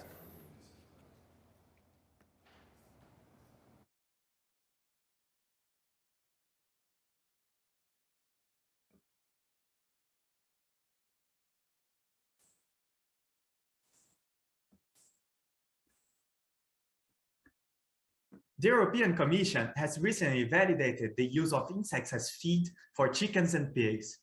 Many farmers and innovators have praised the news and wish to start their own insect farm in order to create new revenue streams and boost animal productivity. But they don't have the necessary resources and competences to do it by themselves. I'm Enrique Wills, and I'll present our solution to steer people like them towards sustainable insect farming, which is Ecodiginsect. With our insect farming solution, we aim to build a collaborative farming network for high-performance animal feed. For a budget price of 15,000 euros, our insect farming partners will operate the models in their own sites to supply fresh insects for a great value of 3.5 euros per kilogram, and may have up to 40% of their output as feed for their own farms. The remaining output will then be processed by Ecodiginsect and sold to animal farms for 6 euros per kilogram. Our beachhead market is defined within our neighboring territories from northern Italy, which accounts for a 230 million euros market of over 12,000 farmers. In 2026, we expect to expand our reach within the full Italian territory, and in 2028, to reach the international markets in the Balkans and Pyrenees for a total market potential of 20 billion euros. Ecodiginsect creates a budget-friendly resource to generate sustainable, high-performance animal feed. Our module's price is up to 50 times cheaper than our competition in decentralized farming, to enable the entrance of small and medium businesses in insect farming. And what's more, our insects should boost the productivity of animal farms by 20% with a high-quality insect diet. With Ecodiginsect, we offer a decentralized, knowledge-intensive yellow mealworm farming solution. Each client signs a 5-year renewable contract for modules built from recycled materials, where they can use part of its insect output in their own farms and sell the rest to us with a high profit margin. In these 5 years, our partners will be closely connected to our processing and breeding sites that are scattered in our acting regions. There, they will be provided with patch collectors in insect farming and constant digital support services. We'll give our clients the opportunity to analyze and validate the use of their farm products as larvae feed, and we'll extract advanced sensoring data from the models to assist their monitoring and control. At the end of the customer's life, the modules are retrieved and revitalized in our processing sites for an extended material life. To support our development, we count with the partnership of important actors in the agri-tech businesses, and with the advantages of a strong customer lock-in, insect breeding background, and a unique team. To understand our customer needs, we interviewed different players that are within the Italy's animal farming sector. We tested our assumptions regarding the value created from byproducts, the drive for organic products, and feed price volatility. We found out there's still a small perception of the value embedded in waste byproducts, that organic farming is currently too expensive, and that farmers suffer from a strong speculation over animal feed prices. The project financials are founded in a strong customer fidelity with a 10-year customer life and a wide beachhead market of over 12,000 prospective customers. We target the 10% of early adopters in insect farming, which brings us to over 3.4 million yearly profits. Our key drivers come from the selling price, our solution's market appeal, and our ability to scale up our insect network. With the use of the farmers' waste byproducts as insect feed, our system should substantially reduce the carbon footprint of their animal feed products. It more than halves the CO2 emissions from soybean feed for an effective carbon reduction of over 1.2 thousand tons. It's also highly performant in terms of land use, as it drastically reduces the impact of current soybean feed to save 120 hectares per year. In Ecodiginsect, we are a proud group of 4 innovators with different backgrounds in business management, insect biology, and systems engineering. We aim to make Ecodiginsect zero carbon within 5 years, to validate its mealworms for human consumption in near 3 years, and we will to introduce more than 2,000 people to insect farming. Thank you. Eco Dig Insect, a team from Italy, and the next big thing, the eco models for insect farming. And we have Henrik Wils from the team representing it. So hi, Henrik. Hello, everyone. Hi, thank you for being here. Thank you for your presentation. Let's start the question and answer session. So the jury, who has a question? Hi, Yes, Rita? Henrik. Hello. Hello. Nice to meet you. I guess you said that you are much cheaper than your competitors, right? Yes. And how come is that? So first of all, our most direct competitor comes here from Italy. There is another solution for decentralized farming with another insect species that are the black soldier flies. That they are the main parameter for comparison, in which they supply a solution that is much more expensive at the cost of almost 1 million euros.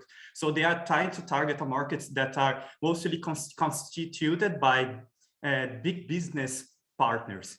And also we have some numbers from centralized farms in which people would require total investments of more or less 2 million euros in order to fully establish the farm, to fully establish the production, and to develop all the capabilities and all the automation that is necessary to have this kind of insect production. Thank you. Maybe just I will add on to Rita's question. So you were talking about the price, but maybe about the cost. So maybe the cost is the same for you and for these large companies. So they are just selling, for the bigger price for the farmers, or not? I should say that it's a different style of cost because their products, for instance, is much larger. It operates, for instance, with the decomposing of some waste material, and also because the feed that is given to this other kind of insect species is much different. So it's kind of a different kind of perspective, but they are trying to do a similar type of solution that is with decentralized farming and stewarding people, business people that are not so fond of insect farming yet, to develop their own farms. Okay. Could you send one to Lithuanian, for example, if I would like to, to start this farming? Or you As are of now, no. For the future, we are thinking about expanding through different regions, but as of now, we are trying to focus on our closest territories in which we are mostly adapted with their configurations, with their environments. Perfect. Thank you. Thank you. Any last question? Pedro? Or... Not from my side. No. Okay, looks like we're all good. So thank you very much once again, Henrik. Thank you for your presentation and thank you for your answers. Thank you all. Thank you. Thank you. So this was the last team at the next big thing pitching session, and in our green stage overall we had 4 different topics and we heard from all of those. Big thank you for all the teams, for all the presenters, and of course the jury, and of course the partners of this event. Jury will now go off screen to evaluate the teams, to talk about them and to evaluate the teams.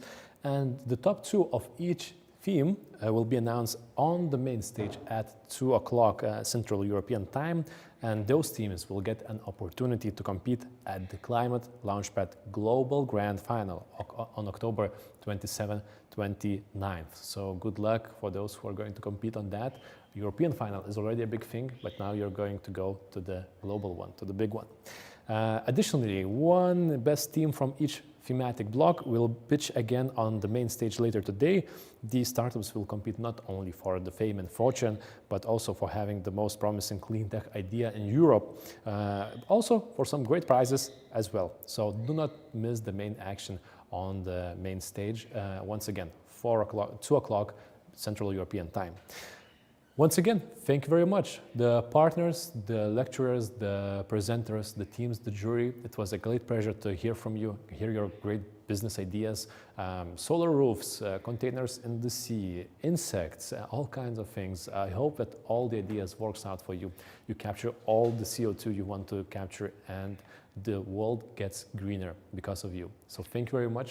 It was Lukas Karaitis. It was my pleasure to be the host of the Green Stage today, and best of luck in developing your ideas. So tune on the main stage and see you next time.